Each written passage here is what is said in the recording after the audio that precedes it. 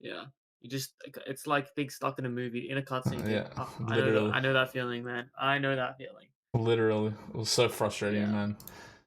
It's like, okay, I just got to remind myself never to play this godforsaken game solo. Yeah. I Yeah. saw you guys had a Just nice 5 stack. yeah, we won a couple of games. I'm on a bit of a streak. Got Nice. 2 dubs under the belt. Unfortunately, you had to play with Chipples. That's the bad part. Yeah, unlucky. What can you do? Hey, he powered me up, dude. He picked Underlord, and I was playing Wisps, so I was more True. powerful because of him. You know? True, true. Who's And then Cybot? I think that's just Niz. Ah, I don't know why he had to change accounts. I don't. Maybe he ranked up to Immortal again. maybe, yeah, yeah. But I had just literally played with him again before. Yeah, it looks like he did. Um, It's back to Immortal. he just did it again. Yeah, there you go. Wow, congrats, bro. Super impressive. Yeah. I mean, these games or whatever. They auto balance the teams with like fit Smurfs most of the times anyway. Yeah, yeah. Yeah, these C pubs. How did you guys QC? Yeah. Nice. Yeah, it's a good successful day so far. 2-0. Nice, man. Pumping. Yeah. Well, it looks like they're in, by the way. Oh, okay. Nice. Let's watch.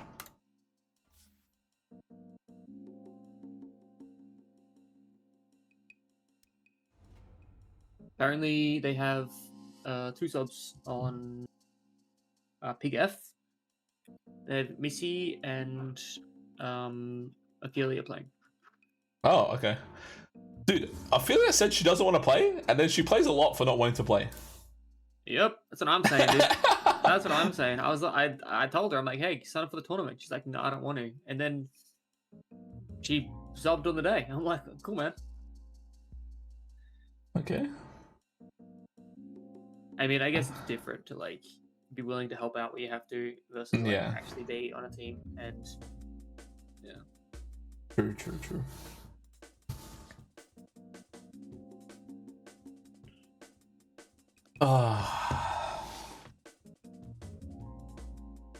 Haven't eaten dinner yet, bro.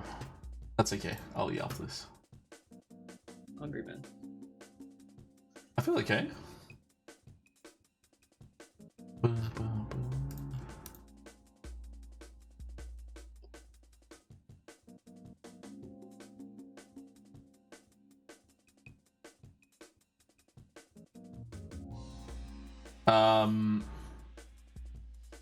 What was I gonna say? Oh yeah, Volko sent me the VOD of your guys' run on Saturday. Yep. Yeah, that Fury guy's pretty smart. Very smart, dude. Very, very smart. Just listen to like the post game part where he was giving each of you guys yeah feedback. Yeah. I chatted to him a little bit afterwards. Oh, yesterday I chatted to him because like we were talking about something else. And yeah, he's a smart guy. He's got a big brain, that's for sure. Yeah, he does. Been playing Dota for a long time, but he's I think it's just like my experience was, at least with all the coaches, is that like all of them who at least offered to help as far as I'm aware would like, firstly they took a bit of pride in winning, so they all tried, and then secondly they all were like super friendly. Like I hadn't heard anyone who had a bad experience with the coach, so yeah. I think it's good to see. Yeah, I think that's 100% hit the nail on the head. I think heaps of those people, heaps of people really enjoyed having the coach there to like bounce ideas off of. Yeah, and I think for the coaches it's probably fun, right? Because like they don't get to think about Fearless. Like that's not a normal thing for Dota to think about. So for them, it's like a fun puzzle that they get to approach. Yeah, I think like the feedback. Go on, sorry. Sorry, go ahead. I was gonna say the feedback that I heard from coaches more was like, it kind of felt a bit bad, like blocking out the whole day just in case your team got to the finals. Yeah. And not for sure. Not being able to like contribute otherwise. Yeah. No, that makes sense. Yeah. I would I mean it felt bad, I'll say, for like the teams that all got knocked out early.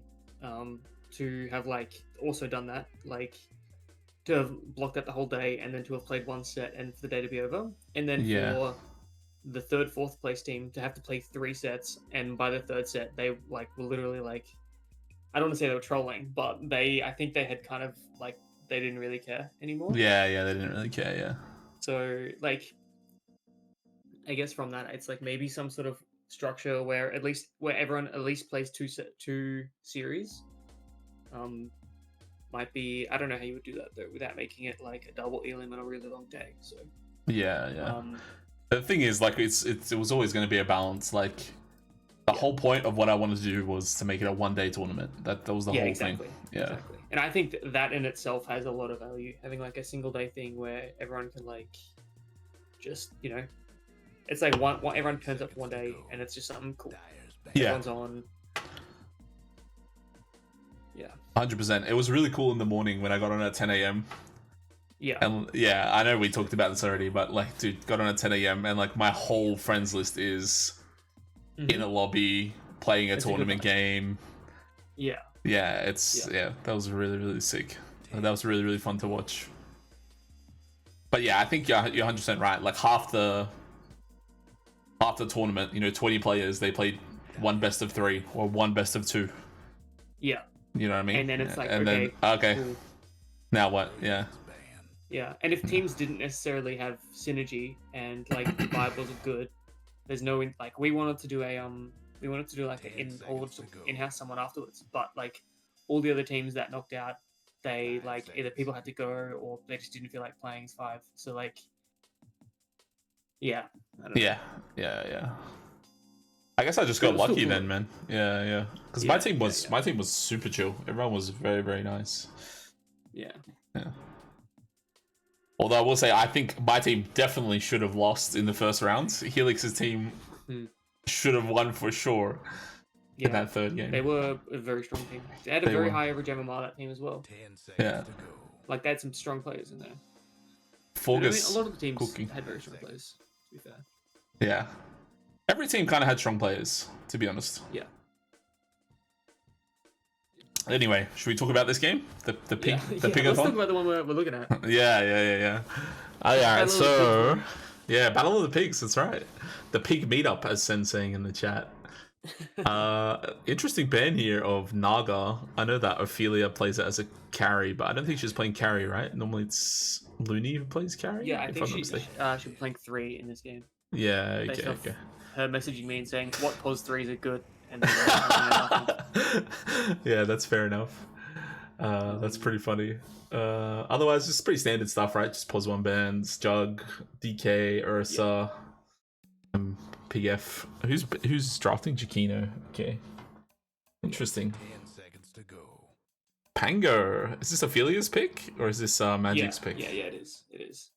Yeah, okay. Cool. In that message, she's like, "What's good in pos 3 besides Pango?" So I'm pretty confident that it's likely her pick. Yeah, okay. I don't know. Maybe Magic plays it mid, but it's not like what I see as a Magic hero immediately. So I would guess it's just an off lane with maybe a bit of flex if they have to. Yeah, I think you're probably right. Although Dawnbreaker is here, the BTM special, 100% win rate in Fearless Draft on this hero for him. Powerful BTM hero, dude. Exactly. So that's cool to see. We'll see where they want to go from here. It's interesting that BTM doesn't draft. Like you think that the highest MMR would draft. I don't know, that's my take, but maybe that's incorrect. I mean, you played on his team, and maybe the vibe would have been different on that team versus actual Little Piggies. But yeah, I get sometimes having like offloading that idea of like what do we want to play into what do they want to play to someone who's not like purely focused on the mid matchup or the carry matchup. So like sharing that load around a little bit. Maybe that's just what they try and do. But yeah, you're right. I don't know. I've never heard their drafting comps, so I don't know. Me neither. It's like absolute yapping, or J Bud has got the Iron Fist. Like we are doing exactly the same thing. Yeah, dude. Speaking of, did you happen to watch that the Kezu talks with Matumba Man? I haven't yet. No, I haven't sat through it. I've seen some of the other ones. They're so good, but I haven't seen the Matu one yet. It just reminds me a lot of that because like you know, he's talking about at Liquid when he was on Liquid, the first iteration with Kuroki. Yeah, that's right. He's like, oh, you dude, it was like a dictatorship. Kuroki said do X, Y, Z, pick this, and that's just what they would do. It reminds me of Sen's drafting versus mine, because I feel like that's Sen's drafting. It's like we're doing this, and then I feel like I'm on the opposite spectrum of that. It's like, oh, what does my mid laner want to play? You want to play Bloodseeker? All right, sure, go ahead. I don't care. If you think it's a good Bloodseeker game, I trust you. You know? I'm sure LC's fine, guys. Don't worry. Yeah, about it. Okay. Don't remind me of LC. This fucking LC hero, man. Oh my god, dude, that's cooked. But one thing that he said that.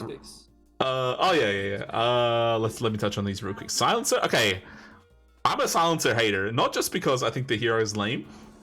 I just think like this hero is just like overrated. Like you can't just randomly pick it. Like, it has to be like a good game for the Silencer. I get why they're picking it, right? Because Dawnbreaker's there. They want to like block pick it. I understand. But like, why not just like ban it at that point? Silencer just doesn't really have a lot of impact. Pick for them, right? They've got a. I think it's Slanderous P maybe plays it, but one of their two supports they feel very comfortable picking this hero in terms of they'll pick it without it being a good Silencer game. It's also it's kind of nice into I guess Pango, right? Because you stop him if you can go on him before he rolls with global, then he's just doesn't get to play. So it's a bit like that. But I agree. I think Silencer needs to be like a good Silencer game, because this hero very quickly can feel like it does very little if you just like preemptively pick it and then they don't care if they're silenced because they just draft around it. Yeah, I also think Silencer is way better when you're proactive with the global instead of reactive. Like, if you're starting the fight on your terms and then you press global when the Dawnbreaker ult hits, and you know you're gonna win that fight, like that's so much better than being like, oh, I'm gonna wait for Enigma to black hole and then I'm gonna global, because you're basically limiting what your hero does, right? Like. There's some heroes that work better in a reactive sense. Like, for example, the one that comes to my head is like Naga can be like that sometimes. But like Silencer, I really feel like is like it's a force multiplier for your team, because it basically like guarantees you win a team fight in that sense. But you kind of want like the best Silencers you see are the ones who are almost pressing their ulti off cooldown, right? Like your team's going in every single global and you're making space using it all the time. That's when that hero feels the most oppressive. So I agree. If you're playing proactively with it, it feels very strong. If you're playing reactively with it to counter one thing, then it doesn't feel as nice for sure. 100%. But otherwise on Pigggf, like they got Lich, pretty powerful hero. I think a bit underrated recently. I think this hero is actually quite good. Speak of the devil, Bloodseeker. I said that as a meme, but holy J Bud's like, all right, Bloodseeker's good.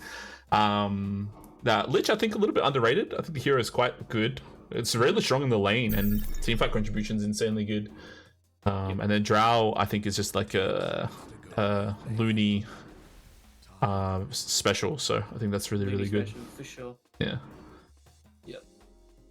This Tide's interesting pick. This kind of maybe leans towards the Pango mid Tide off lane. Interesting. Tide's a how do you feel about Tide Hunter, dude? I don't know how I feel about this hero right now. I think it's probably not the best Tide. Probably not the best offlaner, sorry. But I think in the games where it has a chance to actually... Basically, like, the thing that I really like about this hero is it's like a combo breaker hero, right? Like, if Dawn ultis in and Silencer presses ulti, the amount of damage that Dawn's going to do in a random AoE is Tide's going to proc his Kraken Shell and is going to be able to press ulti, right? It's basically always going to happen, no matter what. That's super powerful.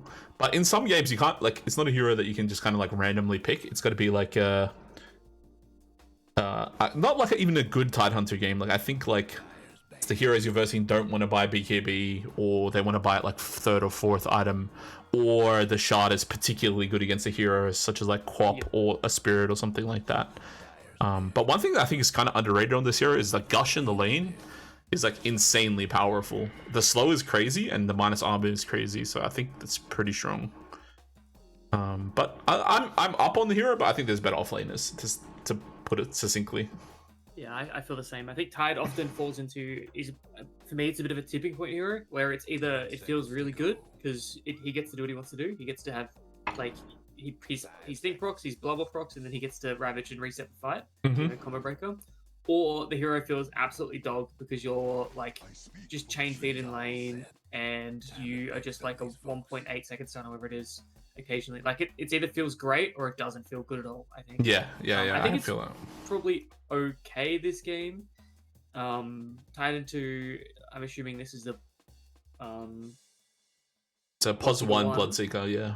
Yeah, I'm sure it's fine. They have picked Silencer plus Bloodseeker, so they are a bit old blood, so they are potentially doing the curse lane. True. Tidehunter does have the Dispel, but it still is a lot of damage. And I think it's quite good into Phoenix. I can't believe we're seeing a Bloodseeker Silencer lane. Damn. Yeah. They also have the Bloodseeker plus Tusk Kick. True. That's one angle for it as well. I think that's more a bit memey. I don't know. I think Bloodseeker is pretty bad, I would say. Like in general, I think the hero is not like amazing. But obviously this lane, it can be very, very oppressive, and Bloodseeker can get really powerful from the lane if they don't really know how to handle it.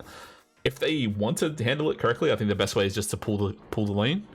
You just basically have your pos 3 just chill at the tower, and then your pos 4 just constantly pulls the lane past the thing and reset over and over and over. Or you need to play with dispels, but at this point they don't really have dispels unless the blubber procs, like you said. But yeah, we'll see how it goes. It's a kind of a memey, cheesy lane.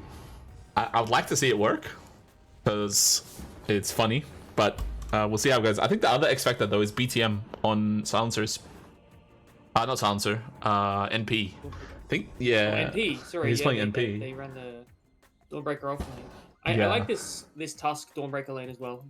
Lots of damage can come out very quickly if they're on the right hero. They can get on the Drow very quickly if they stand in the wrong spot. Saying that, Looney's very good. I would be surprised if she steps in the wrong spot. And if they'll be able to punish it. But on paper, it's a very strong lane. I think it gives them a pretty good chance top.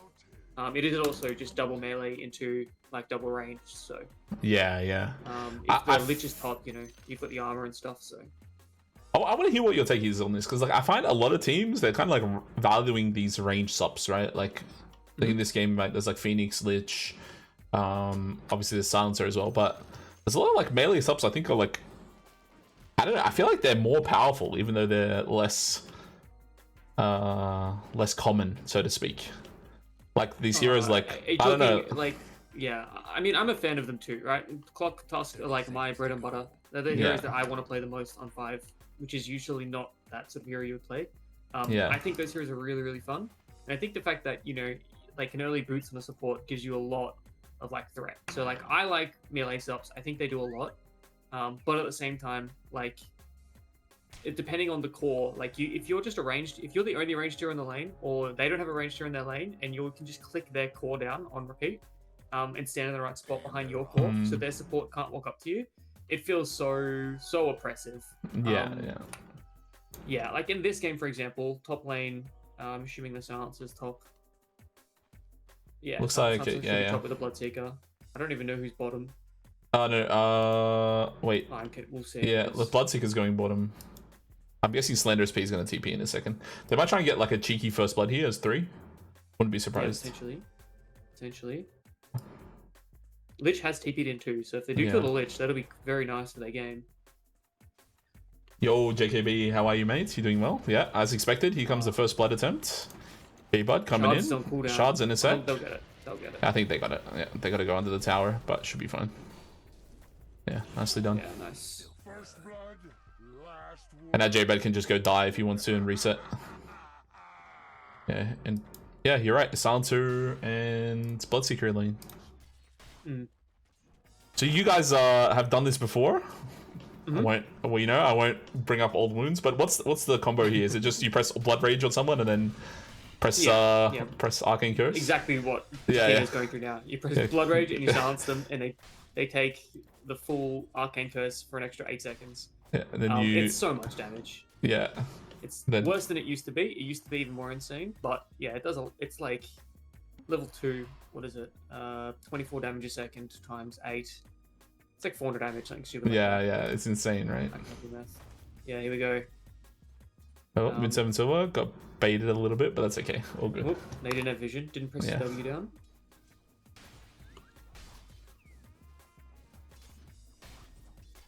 All right, mid lane. I'm gonna look for some TPs from BTM, probably to bottom lane, I imagine. Moon 7 Silver needs to be a little bit careful. This is kind of the problem with Bloodseeker is you kind of got to be at like a threshold of HP to stay in the lane.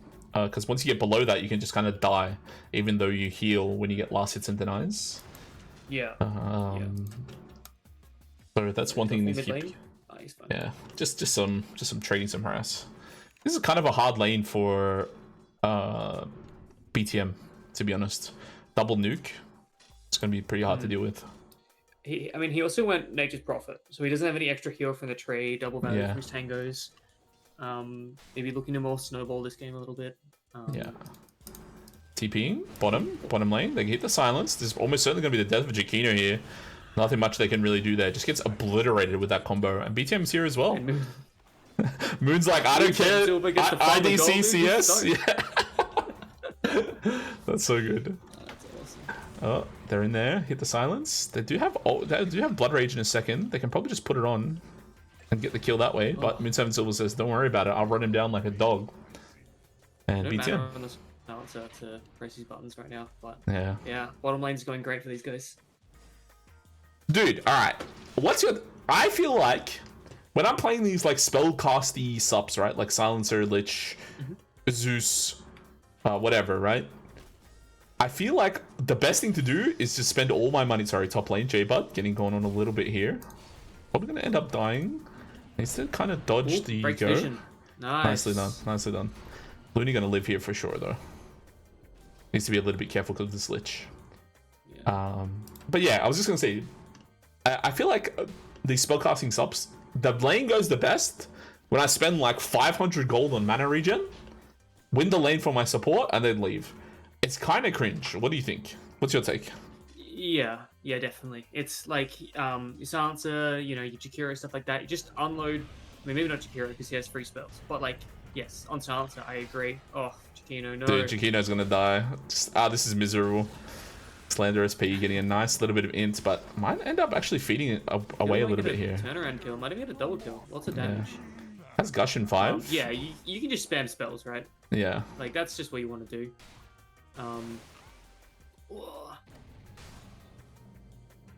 Ooh, okay, nicely done. Just managing to survive on Moon 7 Silver. Definitely is going to need to get a salve out, though, to continue staying in this lane. Yeah. BTM looking for a TP, standing still in the mid lane. I respect it. Probably should just keep coming bot over and over and over, honestly, if I'm BTM. Just like come bot every single time this combo is up and then just send the damage. I mean, Drow's also pretty like vulnerable too if she stands in the wrong spot. Oh, Tusk coming in on there. They're gonna hit the silence for sure. Ophelia needs to kind of dodge a little bit, but he does get the blubber proc. BTM's getting dive mid as well at the same time. Yeah. Oh, he's fine. He's chilling. Oh, Tusk TP. Tusk Curio. Heading in from the top lane. Unfortunate. Magic. Trying to make something happen here. Actually might die here to these. Oh no, okay, he's gonna have that. BTM! Oh, he's too good! Oh, he's so good, he even got the free reset back to base without giving XP to anyone. Holy moly. Yeah, but Magic's gonna respawn and have all this gold on the ground on her side of the lane. It's gonna disappear in a little bit. How long's it last? I'm not sure, but it doesn't last. There. Oh, no, he's not. Yeah, it's starting to disappear. Jakino, 20 gold. Easy 20 gold. Bottom lane, Moon 7 Silver. They are trying to fight here. The NP does have TP, and probably should TP. Is TPing in. Probably should use the ulti. Oh, JK. They aren't. Yeah, here he comes. Silence does come through. Huge damage. Holy moly. Absolutely deletes the Phoenix. Ophelia dying as well. Lamb Supreme, aka Missy, trying to run away. Slenderous P is going to have the Arcane Curse in 8 seconds. Missy on the Lich isn't going to have a way to get out of there, but here comes Magic with the DD. It's going to do so much damage. Slenderous P definitely going to be the death of him as well. And BTM making their way out as well. Definitely want to have the Jonesy ult coming through, but alas. Not quite level 6. Not quite there yet. Yeah.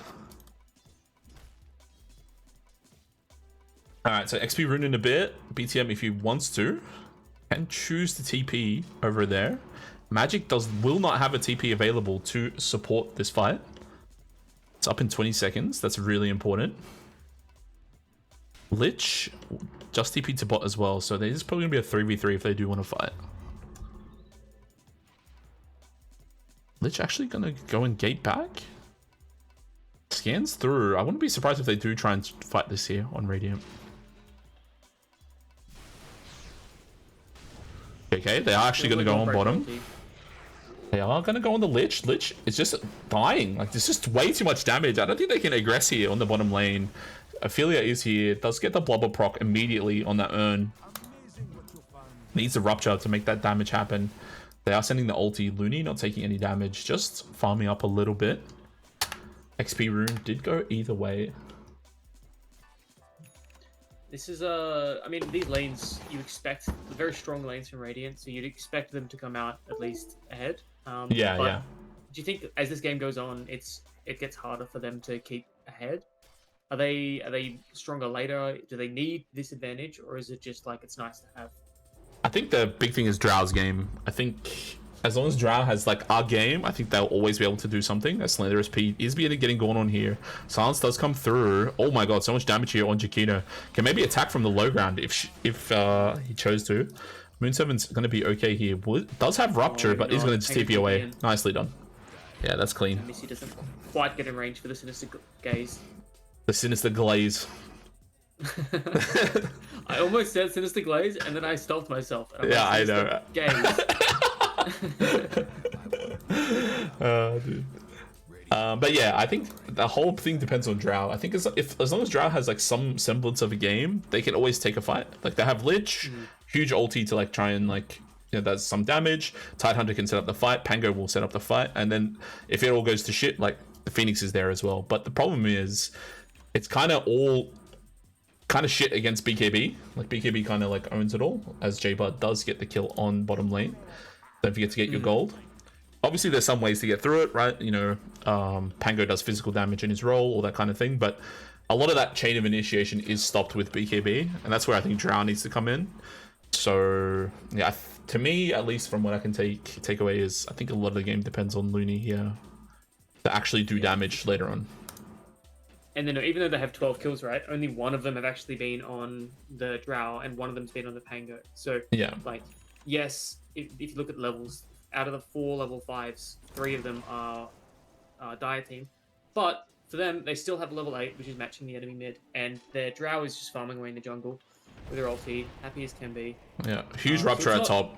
Sorry, Jakino going to go down as well. Right. Yeah. Dude, he just ruptured. Bad.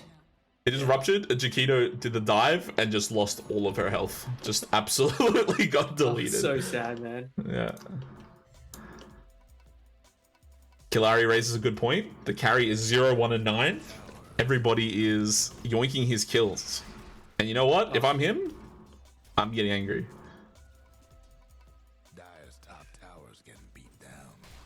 Can't do nothing about that. Something interesting is that they've really not set up, obviously their mid doesn't have a bottle, but they really have not set up any vision on these runes on Radiant at all for mid. It's like they've had wards, but their wards aren't going down in the mid runes, and it's given Pango basically all the power runes and the ability to rotate with them, like with a surprise, right? Like that double damage roll bottom.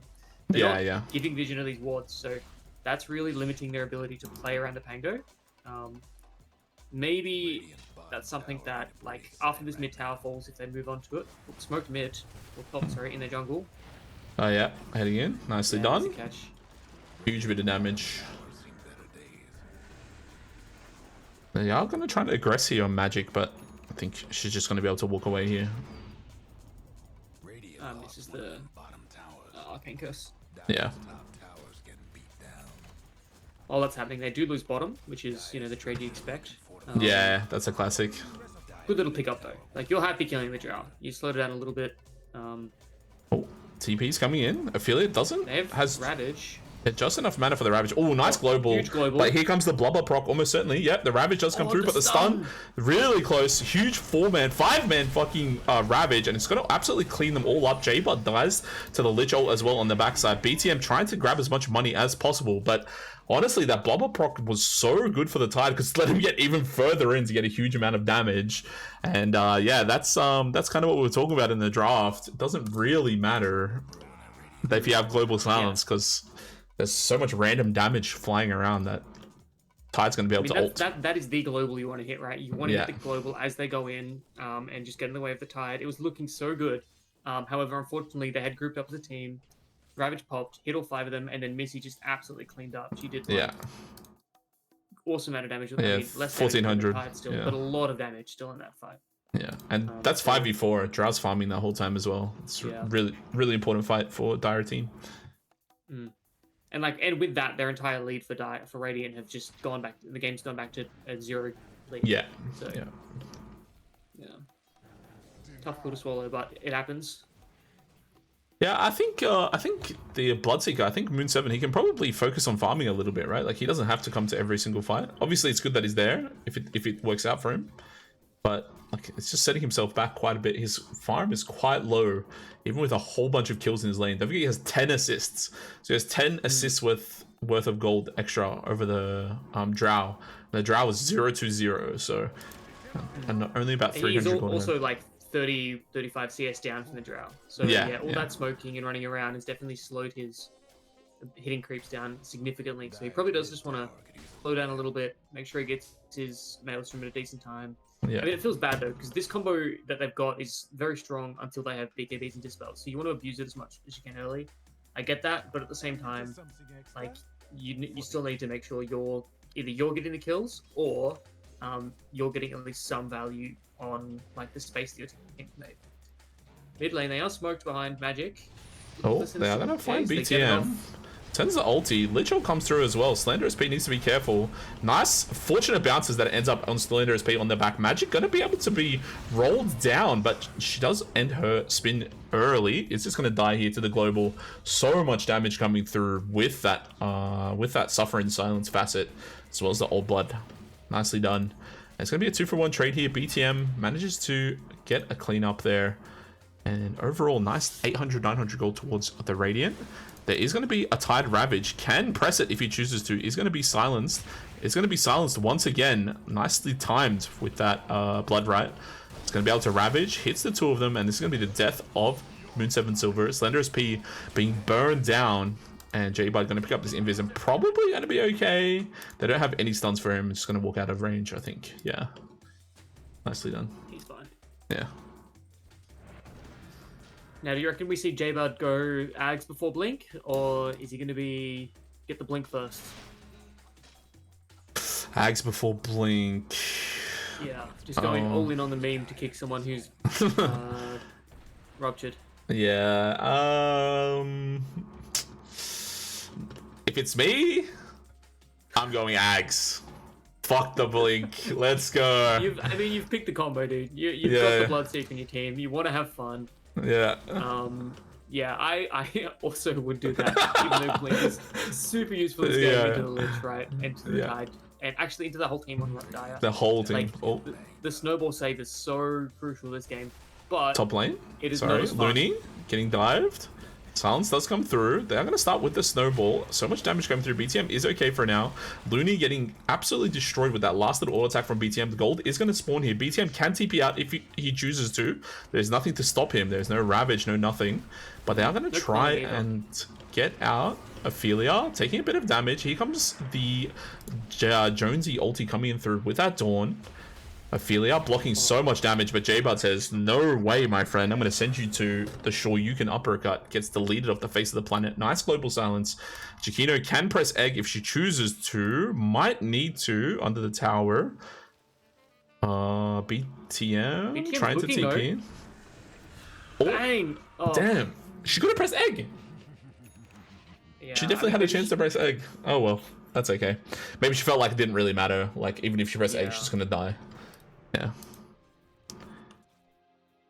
And leaving the gold on the table under this tier 2 tower. I don't know about that, BTM. That's inefficient.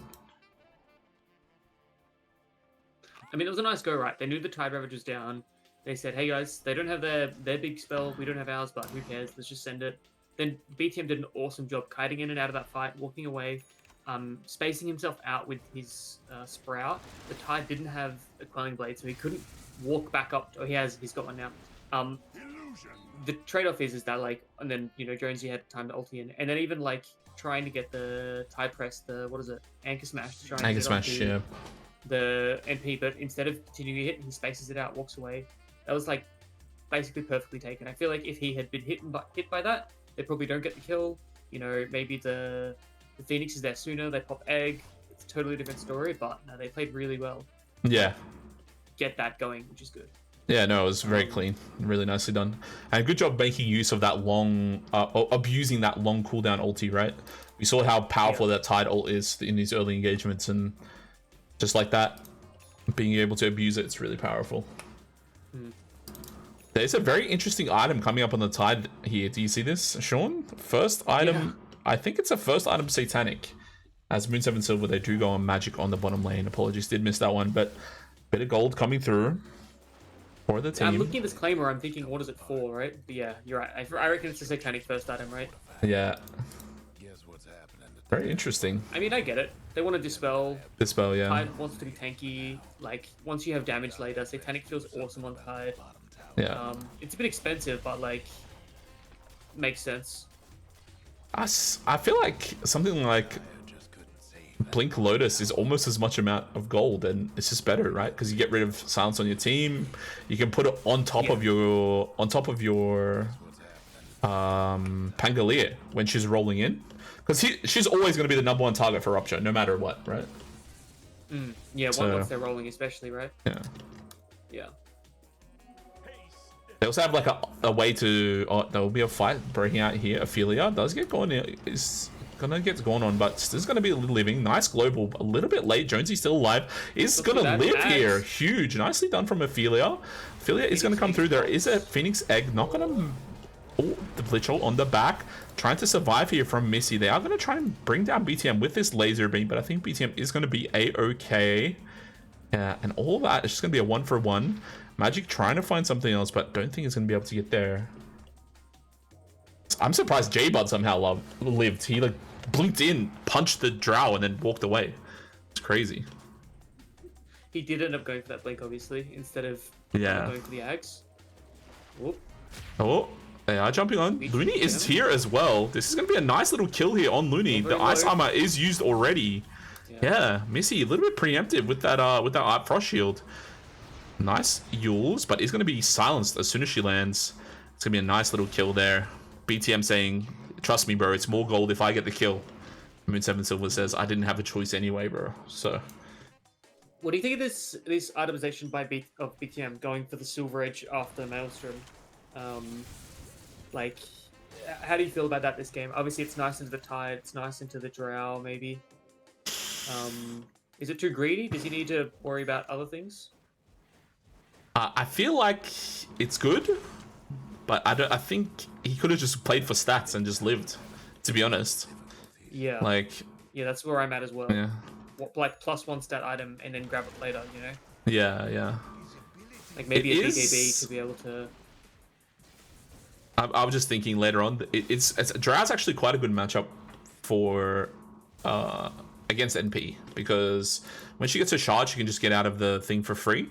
The trees, that's one thing that's really good, and she gets the extra range when she's on the shard as well. So doesn't really matter. NP usually relies on trapping their opponent carry, getting like 4 to 5 hits before they can get in range to hit, whether it's through Force Staff or Quelling Blade or whatever, and just being able to out damage and out survive that way. But I don't think that's going to be the case against Drow, as there is a roll on top. Looney is going to get gone on, and he's almost certainly going to die 100-0. Nice global there. The Phoenix egg does come out. Burge Jr., but not going to make any kind of difference, because Missy is going to die as well. Magic is here. Nice Lincoln's pick up first item from Magic. He's going to try and survive, but still living. The laser beam is coming through. The silence is going to come through. Magic just getting deleted 100-0 within that one snowball. J-Bod not even going to try and help with Ophelia, trying to get some gold. Chooses to abandon that plan for now. Jakino running away. It does have the Yules. Ophelia copying so much damage. Does have the Satanic, but at what cost?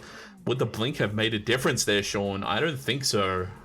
I don't think so either. Fantastic, like, prioritization of fights. Prioritization of targets by little piggies there. They did an awesome job going on the Drow, bursting her down, then leaving the Tide, going for other targets, coming back for the Tide later. These guys are playing out of their mind, and like, I would not have guessed this game had been going this way at this point. But they're doing everything they should to like take advantage of these strong hero combos that they have. This Drow has died what 5 times? 5 now, times. went from 1 Yeah. death, yeah, to 5 deaths in the last 10 minutes, I believe. Now they've done very, very well at doing this. You know, keeping this momentum forward, which is exactly what they need. For sure. I read well, I didn't read. I watched a video from BSJ, and you know, I know some people have some differing opinions on BSJ, but he mentioned that Drow is one of those heroes where it either wins you the whole team fight no matter what, or it just is just useless and just dies. And a lot of that comes from Drow's early game, because the hero just can't die. It needs to like not die to get to that point where it can just cook and just do so much damage.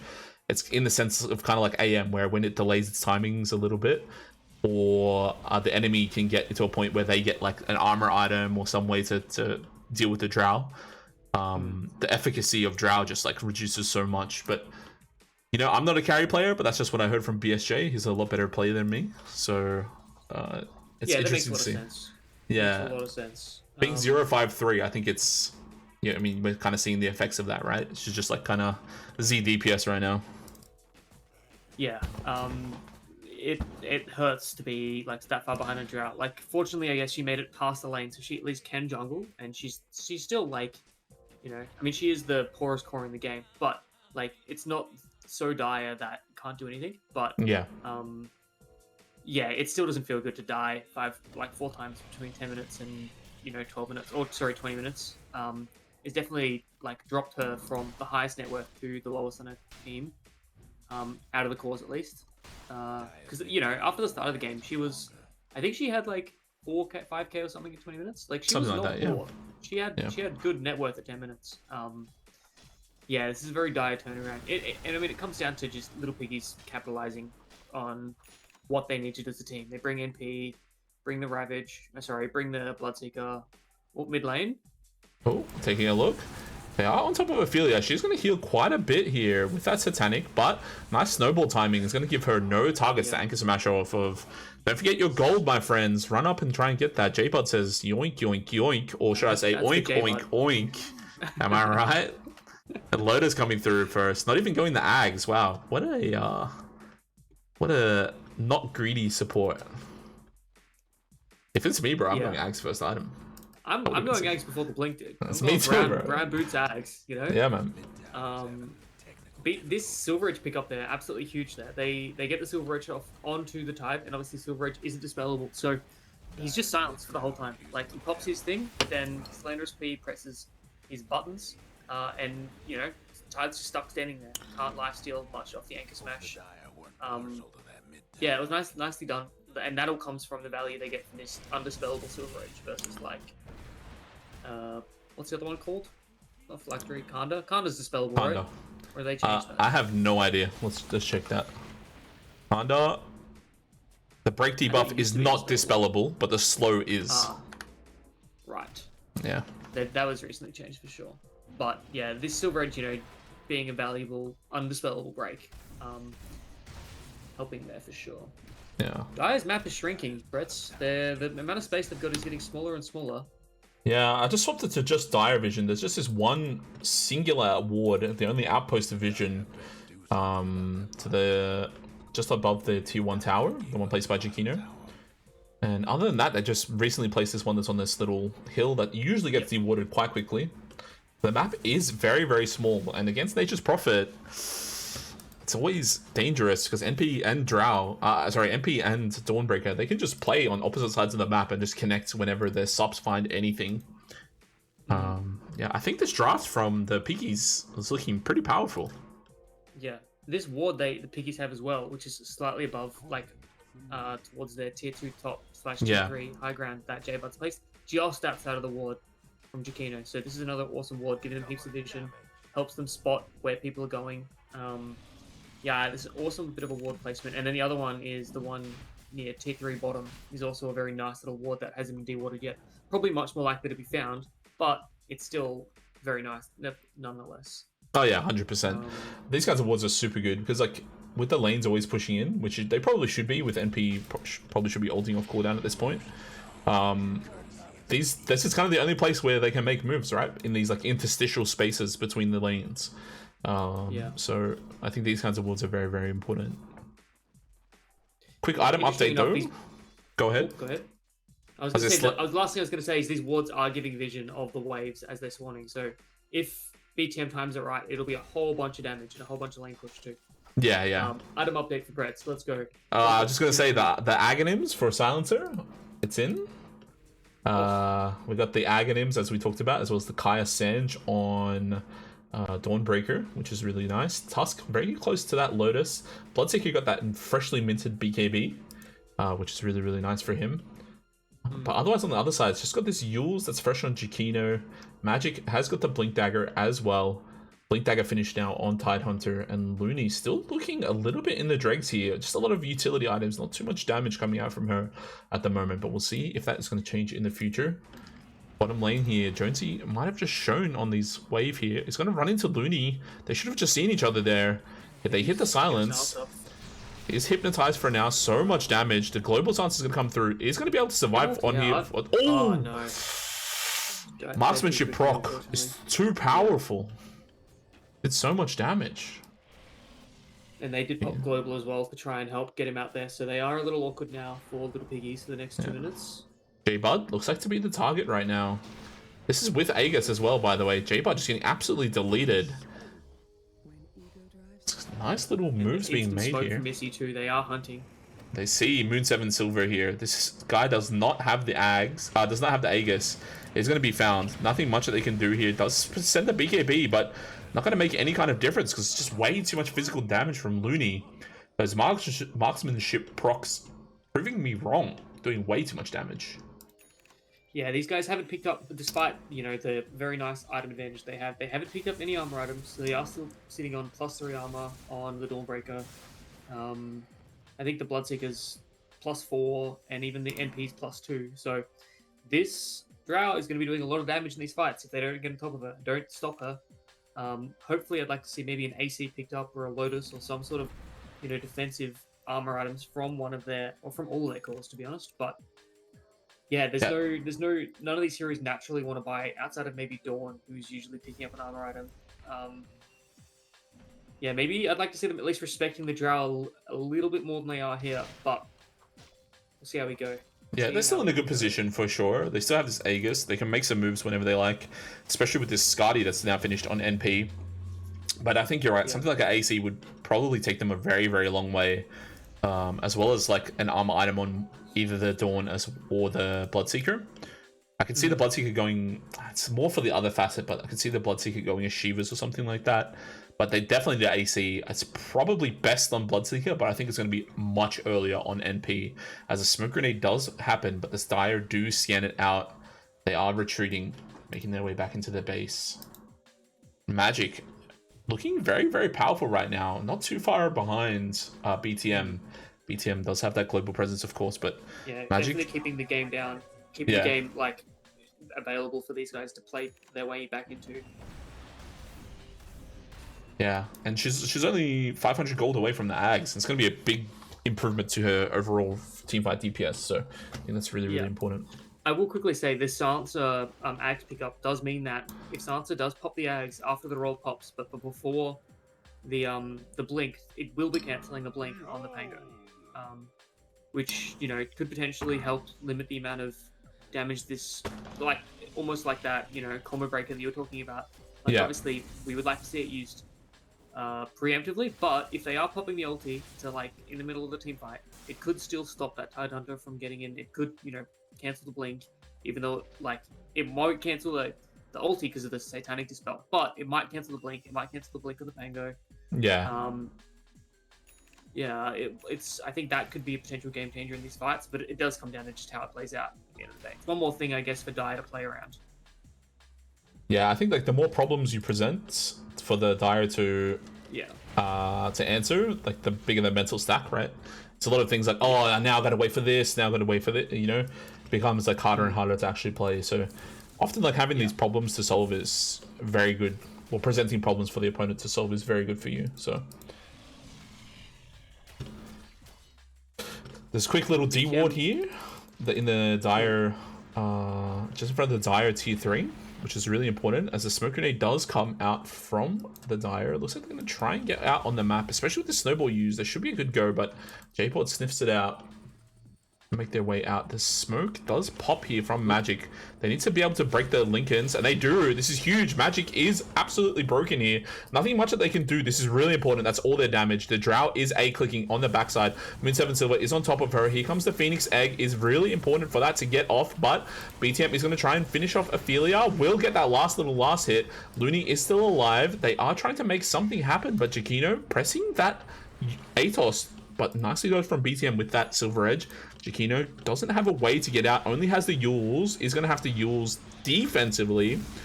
The stun, perfect timed from Jonesy. That was like a frame 1 stun. Nicely done. Get that gold, my friend. This is like 50 gold per bag right now. 34, I apologize. You know, it becomes a lot because it scales with the enemy level, right? I think it scales with your level, if I'm not mistaken. Yeah. With this Slain Lich armor here. being annoying, I'd like to see maybe the what do you call it? The Nullify pickup. It's another nice little armor item. Yeah. Dispel is very nice this game. I think you can dispel. Well, you can't dispel Kraken Shell. Never mind. But yeah, it'd be a nice little pickup, maybe on the Dawnbreaker. Saying that they've all 3 cores have just queued up the stat items that are not giving them any bonus armor. So come on, Piggies. We'll have to see if that's going to bite them in the ass, because I think there's Looney. Actually, dude, doing a lot of damage now. Yeah, and she got to hit that entire fight. Basically just got to sit there and A-click. Of course, Moon7 Silver tanked it all, but that's going to change very quickly. As soon as Drow gets like a multiplicative damage item like this Daedalus that she has queued up after this BKB, I think it's going to be very, very scary for the Radiant team. Unless they do get some source of armor. Even something like a Butterfly I think is going to go a little bit further. Does this doesn't give you true hit, right? This marksmanship? No, but the procs have true strike. You're on top of yeah. the Glacier, you are getting true sight. Yeah. Also, when marksmanship procs, it does also give you true sight. So, yeah. Evasion into this Drow hero feels so terrible. Feels pretty bad. Yeah, that's fair. Yeah, 2 reasons. Saying that, yeah, hopefully, and also because the armor you're getting from it doesn't do anything, or doesn't do much. Yeah, it's both the shard and also just the ulti are nice little counters to that. Yeah. It's really strong, this shard, actually. Potentially pinging out Tormentor, so I think we'll see them rotate over. Yeah, it's huge. Yeah, this Drow shard is huge. It not only lets her get her ult off even against these melee cores who get on top of her, but it also gives her bonus attack range. So she'll always have enough attack range to out-attack range the Nature's Prophet, which is like, I think a lot of NP matchups come down to if you can sprout someone and attack them from further than they can attack you, you're never going to get that into a Drow. Because Drow will have about the same attack range plus 200. Yeah. And she even has the talent, right? The 75 attack range talent, which she did opt for. Yeah. At 15. And vantage point, right? Another just a plus 30% bonus damage. Super powerful. Insanely powerful. I feel like this Bloodseeker hero, this old blood on Drow, should be pretty powerful. Like if they're on the same team together. As in like old blooding your own teammate? Yeah. Just press Glacier on top of your Drow. Like your Drow presses Glacier, and then you press Blood Rage on your Drow, and she just A-clicks the ground. That seems like a Fulgur strategy if I've ever seen one. Yeah, the plus 45% base damage is very, very nice, I think. Yeah. Like she's hitting for, she got now 229 plus 40% of that. Yeah. 50 damage, 40 damage, something like that. Yeah. And then the attack speed as well, which is only half when you put it on a non-Bloodseeker hero, but the attack speed is a half attack speed to allied heroes. But the enemies, they're getting the full bonus. True. I feel like the major change this. Sorry, go ahead. No, I was gonna say I feel like they can just put the Blood Rage on the Tide and walk away. Yeah. I was gonna say the other issue with this Blood Rage thing, which kind of ties into that, is that they changed to be dispellable if it's cast on enemies. Yeah. So that's the difference from when we had picked it, and then now is that they nerfed it by making it dispellable. So yeah, I mean it still is strong to silence an enemy for 8 seconds, but it's not as strong as it used to be because you can just dispel it off them. Yeah. And Tide naturally has a Dispel, plus has bought a Dispel, and is going for another one with the Yield Scepter coming next. She is ensuring she can press her ulti no matter what in the team fight. Around 35-minute neutrals have come out for, like, tier 4 neutrals are up for both teams, or at least they should be. What have we got? We've got 2 outward staffs on Radiant. We've got the AoE increase on the Dawnbreaker, and we've got the Furic Cloak on the Bloodseeker. All, I think, pretty decent items. Yeah, super good. BTM's deciding what he's picking up now, and Drow's got the Giant Small. The rest of them are still farming there to their items, except for Chikino, who's just thinking what she wants to pick up. Actually, it does find the Dawn, but I think it's going to be fine. BTM actually kept his T2 neutral. I think purely just because it has attack range for now. I think he can just upgrade to T3 and then should be able to upgrade straight to Tier 4 if he chooses to. He's going to go for the Satanic instead of an AC. I really feel like AC on BTM is going to do wonders right now. Tide is about to show on bot. This should be pretty good for them. Cancels. Oh, they choose not to, but they are going to go for Roche. And it's just scanned out. Yeah, BTM is 25. Let's have that remove teleportation cooldown, by the way. Very, very powerful. They do opt now for Roshan. The smoke grenade is coming in, led by Missy. It's going to break immediately. She presses the Yules very preemptively. I'm not too sure about that. Here comes the Dawn ult. I don't know what's going on here. Global Silence is through. Ophelia does manages to get the Dispel, does still have the ulti, but everyone is BKB'd. Magic is going to be ruptured on the backline. There is the Burge Jr. trying to make it all happen, but Moon7 Silver is BKB'd on the backline. Huge double stun on the back, but the Lich ult, nothing is happening too much on the backline. They are actually going to kill Jonesy. Slanderous P trying to get their way.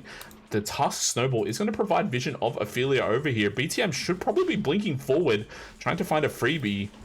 Should be able to 1v9. There's not too much that can block him right now. There's just a Frost Armor. They are going to walk in a little bit. Moon7 Silver trying to give some vision on the backline. Glacier is going to provide a little bit of extra damage. Actually, just out of range. Beef Supreme or Lamb Supreme trying to make their way in. Missy not making no effort. BTM does find the Aegis. This is going to be a nice silence on the two of them here. Lamb Supreme managing their 4-staff out. Missy is going to die. Moon7 Silver, please be careful, my friend. The Lich Ice Spire on the backline. Slanderous P needs to be able to get in there, make some damage happen, but they'll still have that outworld staff. BTM just saying, nah, bro, I am out. TP's their way out, even though they did have silence available. Not enough mana to make that happen. And Jakino, Ophelia, and Looney, even though it did look pretty decent for them, just managed to kill only the Bloodseeker, and everything else goes the way of the Radiant team here. The fight recap does go the way of the Dire, but the Aegis is on BTM, does go towards BTM, not making too much of a difference. And that was a crazy fight, Sean. That was a lot that happened. The Dawnbreaker went in on the backlines. Another fight was taking place to the left near the Roche pit. The Drow popped the vantage point and then couldn't hit the Dawnbreaker, because she walked back towards her team.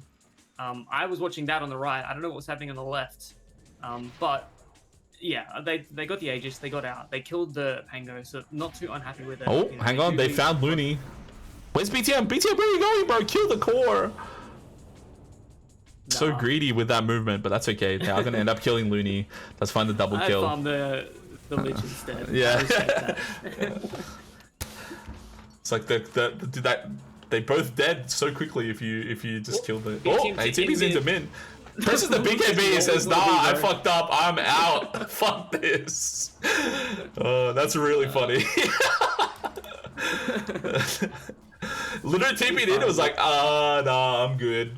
I'm so He's back in another lane. That's the power of this 25 talent. Yeah, man. This hero is so broken when you get to this point. Yeah, Killer Ari says, advanced Nightfall, TP in and BKB TP out 100%. That's really funny. Jakino is going to be used up. Huge Ravage here. Really nicely done. But is it going to be enough? They do have the roll. Ophelia trying to make their way in. Magic is here as well. Does need to be ruptured. BTM, I don't know if you can stand here and hit, my friend. You need to keep hitting, but you can't. You are going to die. And Slanderous P is going to be on the backline. Doesn't find anything. He's going to end up dying to Magic.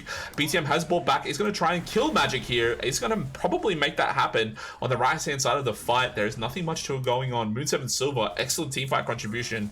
Running in and pressing one A-click on top of Magic and getting the kill. healing up to full. That was the It was a nice buyback idea. from BTM. I This was is gonna say, yeah, this is a possibly a- a little bit dangerous. awesome buyback. You're right. Yeah. Yeah, it's hard now though because you know they're all up on Dire. Needs to probably be out of there, but Yeah. BTM trying to make something happen here, but this is your dieback here. It's going to go ahead and teleport out. How did this work? Oh my goodness, last possible moment. This is the dieback here for BTM. Doesn't manage to kill Magic. He's going to try and stand here, try and A-click. Looney is A-clicking, but this is not going to make any kind of difference because Looney does have that Daedalus. Absolutely cooks them. Yeah, I don't know about that. That is not good. And even though you have the gold lead, that is a dieback on your NP.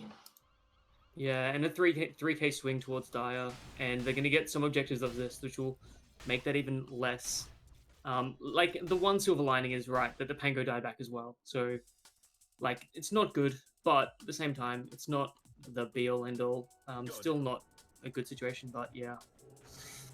Radiant's top tower. Now Drow will do the world tour, hitting all the towers. So yeah, you know you lose a bunch of the map control you've had from your very strong early game.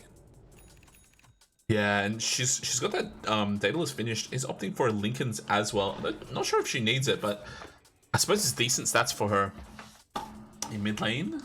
So I heard the noise for the the chain. What's this called? Dead in the water. Yeah. Yeah, but opting to make no difference. Looney. Radiant's gone and fortified their structures. Yeah, I don't know about this Lincoln's, Sean. What do you think about this Lincoln's on the Drow? Do you think she really needs it? I mean, no, I don't think so either. Like, what is she canceling? I mean, maybe with the if she's worried about the tusk kick from It does, yeah, it is. which is Yeah, it does get damage. does block the kick. That's for sure. Yeah, yeah. I mean, like the rupture might be threatening now that she could be forced movement to like that they can force move her around a little bit. But yeah, the only thing that I think is really worth blocking this game is the rupture, in my opinion. Maybe if we see like a hex or something come out at some point, but I would rather just get the satanic butterfly, which is what she's got queued up afterwards. Yeah.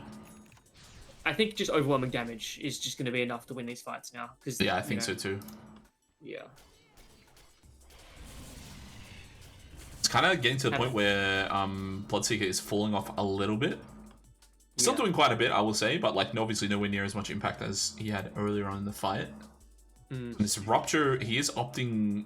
He's almost up to this 2 rupture charges, which is going to be very, very powerful. If he can manage to get 2 ruptures, like one on Tide, one on Magic, on the Pango, I think it's going to be really, really powerful. Oh, bit of a pause here.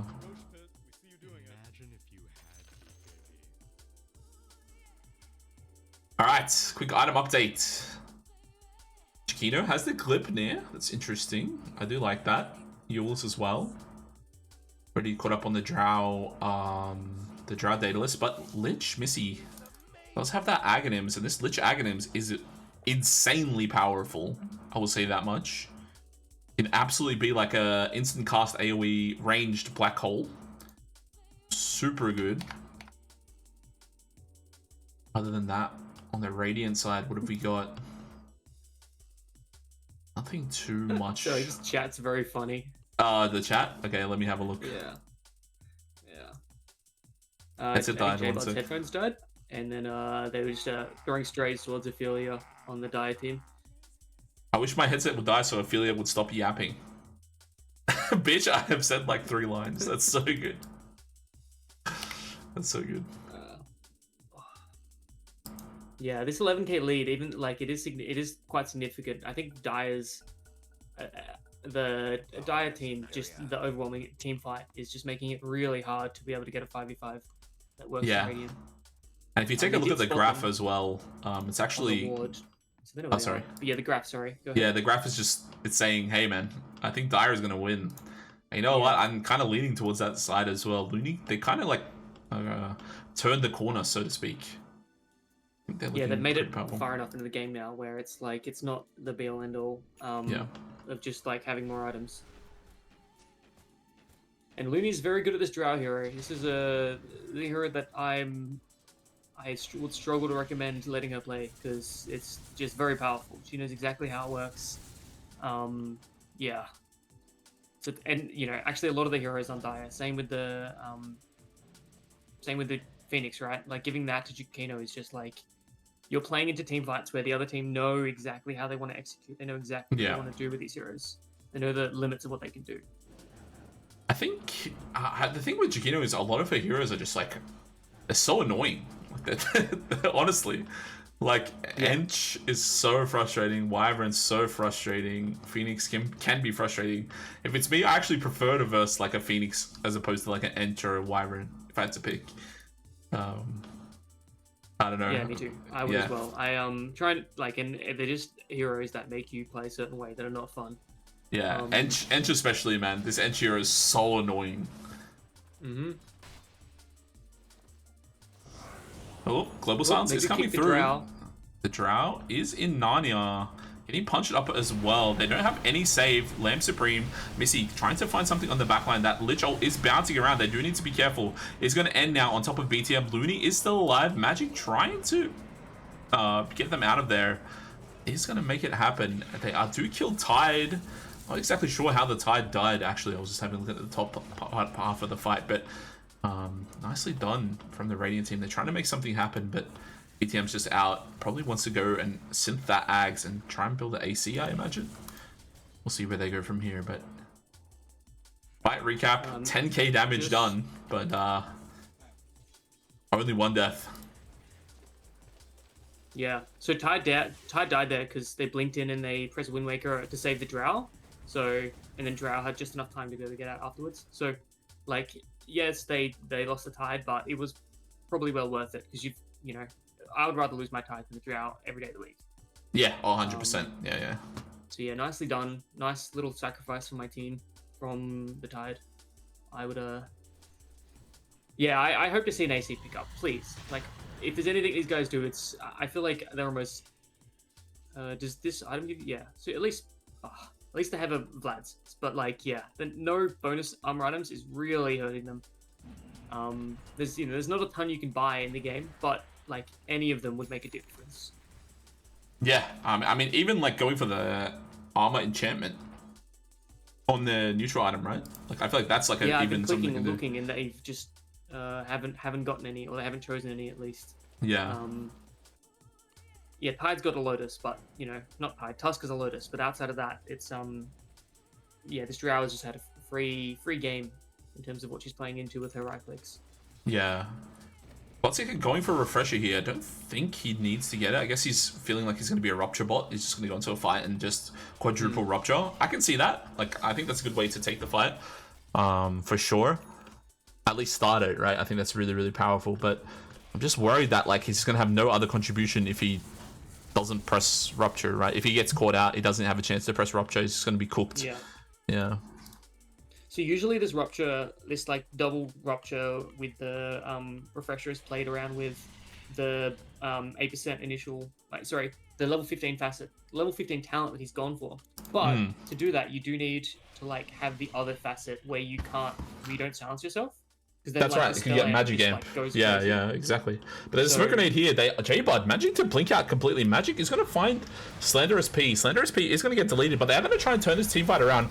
Not sure if that's the correct move. The Global Silence does somehow make its way out. Ophelia is going to have to press Satanic, but it's not going to make any kind of difference because she does have to use her way out. It's going to get a huge heal there from that last little bit of that Anchor Smash. BTM in the kind of a bad spot right now. Going to try and TP out. Isn't going to make any... It's not going to happen at all, dude. Looney doing way too much damage right now. That Daedal is doing a 1000 damage crit. BTM buying back again. Just has too much money to spare, I guess. And they are going to go for the Roche, but BTM is going to try and cut the waves up a little bit. Even through all of this, there hasn't been a single racks taken for the Radiant team. Yeah, they still aren't able to quite break high ground, which is, it's very difficult to break high ground into this Drow hero. You kind of need someone dead plus Aegis to be able to do it. Yeah. And Aegis goes to Drow, so they're not going to have that opportunity for a long time now going forwards. Even if they don't push on Dire, which I'm assuming they might push anyway on the next fight, Radiant have got very hard time going to that high ground tower right now. Like, yeah, I don't know what they need to do to fix this situation. Maybe it's a like an AC might help, Yeah. Maybe like a blade mail or something like that. It's tough. Maybe if they take a really good fight out of their base, they get, the 4 ruptures off, they get a tusk kick to just like RKO someone, punch and a kick from a rupture. That might be enough that if they win a good fight and they don't have buy, it's okay. But everyone on die has buy, so at absolute most they'll get a few buys if they win a fight. They're not going to get any buildings. Yeah, I mean, they're not too unhappy, at least getting more gold, but they are hitting the point where, like, Nate's Prophet doesn't have a lot more he can buy. Yeah, I mean, it's basically maxed out. Basically maxed out. Yeah. I mean, you can eat the Ags, you can buy the Moonshot, and that's, like, another whole item that's really powerful. I'm just not sure what the item needs to be. Obviously, AC is good, but I don't think NP should get it.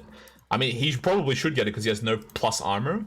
And marksmanship procs go through your natural armor, which at the moment basically makes BTM a 0 armor hero when a marksmanship proc happens, especially with that level 25 talent on Looney with a 50% chance for a proc. So at this point, BTM definitely needs to get some kind of armor for sure. I'm just not exactly sure where that needs to come from. Probably, I guess he should probably go for the AC because it's 15 plus armor for him. I would be buying a Nullifier, I think, and telling my Dawnbreaker to buy an AC. I would be saying, Dawnbreaker, do not sell your Daedalus. You do not need it. You've already got crit. Go over an AC. I'm going to buy a Nullifier, and then we're just going to, we're going to kill this Drow when the Lich Armor goes on her.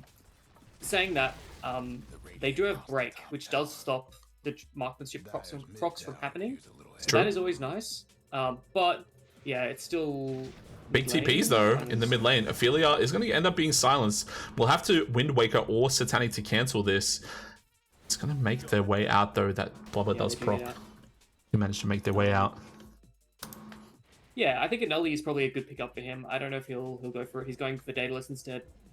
Fair enough.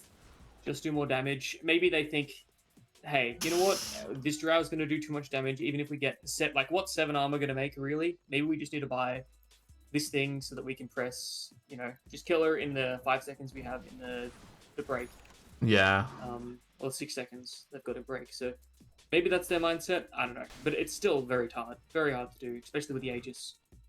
I just don't see it happening, man. I think Drow is going to be way too powerful. Like when you have no bonus armor, if you're just relying on your raw natural armor against Drow, you're basically gambling, and the gamble is never going to be in your favor. I feel it just does way too much damage, man. And this is already going to be another siege here on the T3. The Ags finished up on the NP, the synth that is, and so much damage. Ophelia, by the way, is also a siege engine herself. She does have Anchor Smash and that 50% chance of Anchor Smash talent. J-Bud trying to make a kick happen, but didn't realize he had the Lincolns, or didn't realize it blocked it. It should be able to blink their way out, but doesn't manage to make it happen. Dawn ulti on the back line. They are going to jump on top of the Rupture. Oh my god, huge AoE back hole from the side from Missy, and they are going to follow that up with the humongous Ravage from Ophelia. Once those BKBs have come down, they are dead in the water here on Slanderous P, trying to survive, but don't think it's going to make any kind of difference. BTM on the side trying to do some damage. That is 40k of their net worth, running around like an absolute madman. There is another Rupture available, but he's silenced himself foolishly. They do need to send this Rupture immediately. This one's going to be Lincoln's on the side. Oh, does get a refresh on the side. This is Magic. She's going to try and make her way up. I don't know if she's going to be able to live. Is living for now. The kick does come through. Looney, but does have the Frost armor. Trying to survive. Looney just A-clicking, but doesn't have the Glacier. Isn't going to be able to get any marksmanship proxy. J-Bud in the back side, as well as the Jonesy trying to make something happen, but they are on top of the Ice Spire. Slanderous P, that is a dangerous fight to take, my friend, but is going to end up dying. J-Bud on the backside manages to miss blink. Doesn't quite get the punch. That is going to be the buyback from none of the Radiant team, I believe. Perhaps Moon 7 Silver. I'll have to scroll up a little bit. They did not buy back at all. Just check a quick buyback status as we are going into this fight. When we organize it by heroes, or on the top line, BTM does end up dying, but they do kill Missy. No. Missy just absolutely deleting Jonesy. That's so good. Jonesy turning up just too late to then also die to the same ulti. That's tough. That's tough. Does have buyback. The only one of his team to have buyback. That was actually a full 3-person buyback from the Radiant team. That's how long that team fight took. That's insane amount of damage here done to the Radiant side, but Fire dead as well. Drow ended up dying through the Aegis twice. J-Bud actually managing to get that kick and making it all happen. But I have to see what they want to do here, where Moon 7 Silver does have that Refresher Shard finish. Does need to be very careful. He's going to get gone on. Needs to just send the Rupture here. If it's me, I'm just sending the Ruptures. He's going to try and blink away.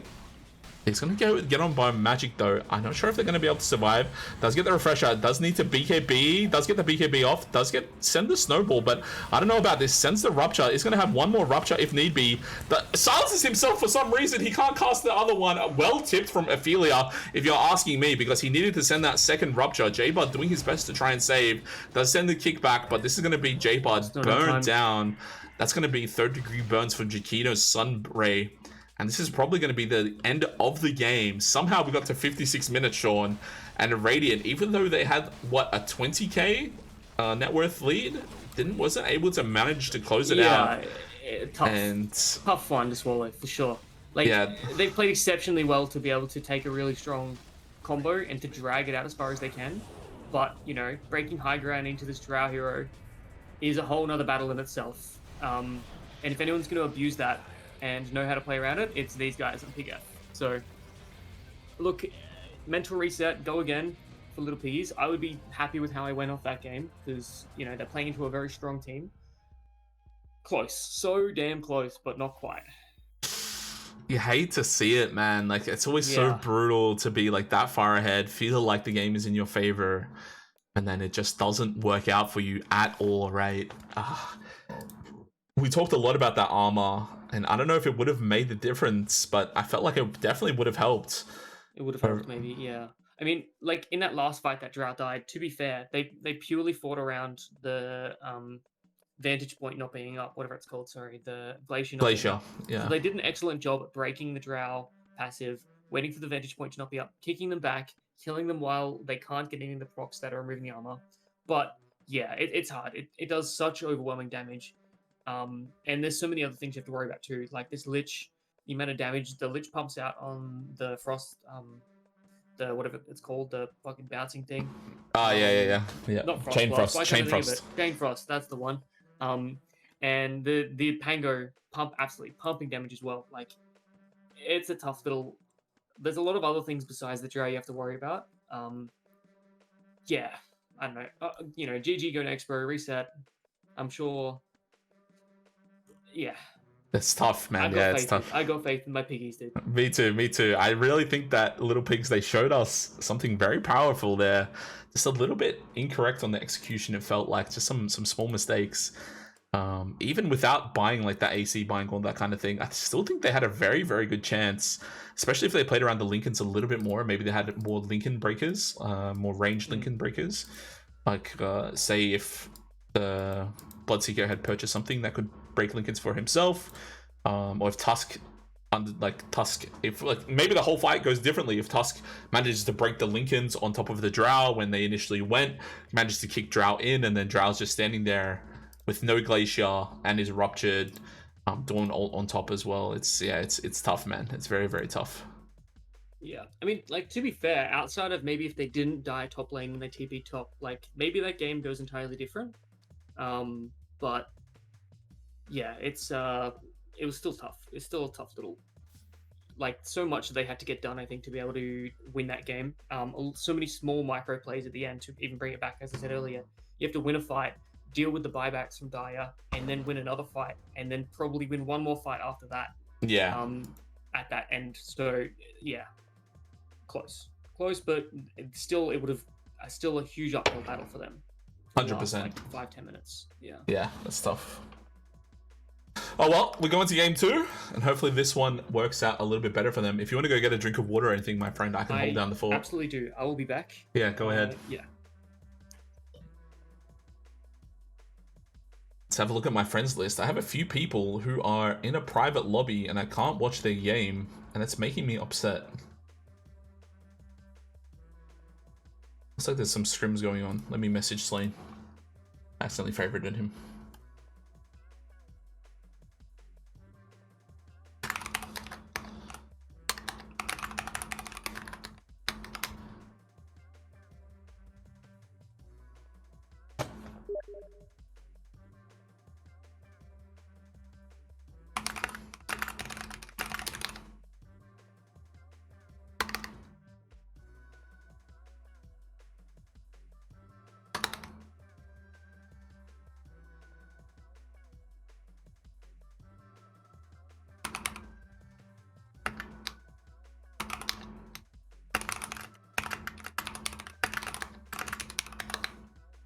Sorry, I'm just getting upset because people are screaming teams that I asked 2 weeks ago to scrim.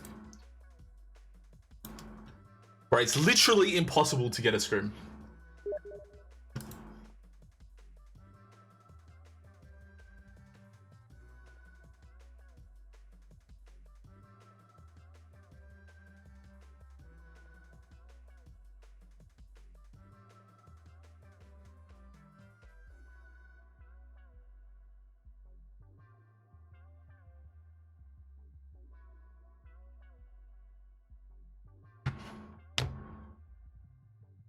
I realize I've got some random music playing in the background. Hopefully it's not too annoying for you guys. It's some random drum and bass from 1996.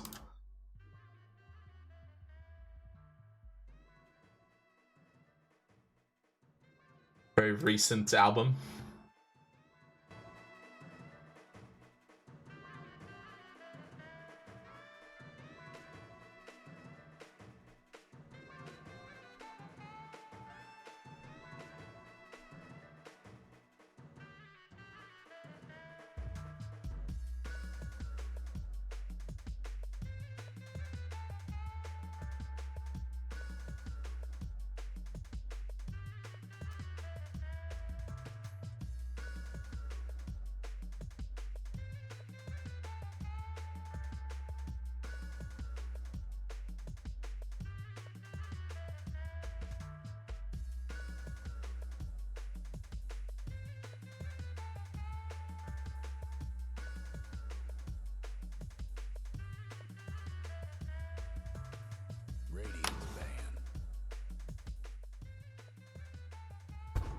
All right, into game number 2, draft. Looking very, very similar from Little Pigs, to say the least. But Pigggf, they are going to go ahead and ban NP. Natures Profit. Pop on the menu as well for the bans. Interesting. Phoenix also on the menu for the bans. A little bit of a change up here for Little Pigs. And they banned Ursa and another carry. I think it was the DK. DK available, but we'll see if Looney wants to play it. Few other good first pick heroes. Not Queen of Pain. Timbersaw. I think Timbersaw pick looks pretty good to me. They're gonna opt for the Pango instead. Another Pangolier. Yeah, man. Pango's back with DK in the pool and Timbersaw in the pool. I think if I'm Piggies, I'm sending the Timber.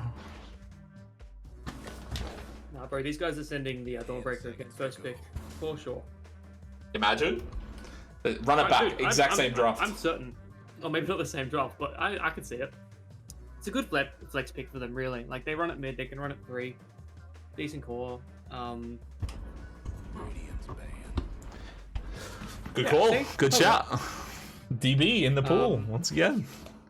I think we're probably more likely to see it mid this game because the NP's banned. But yeah, still a strong hero. Again, BTM is, I think, very comfortable in this hero mid. And, like, based off that game, I'm assuming Jonesy's pretty comfortable on it offlane as well. So I don't mind it. It's a good little pickup.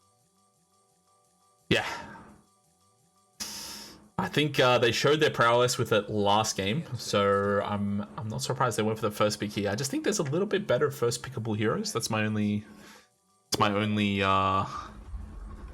what's it called? My only thought when it comes to that. Yeah, I mean, yeah.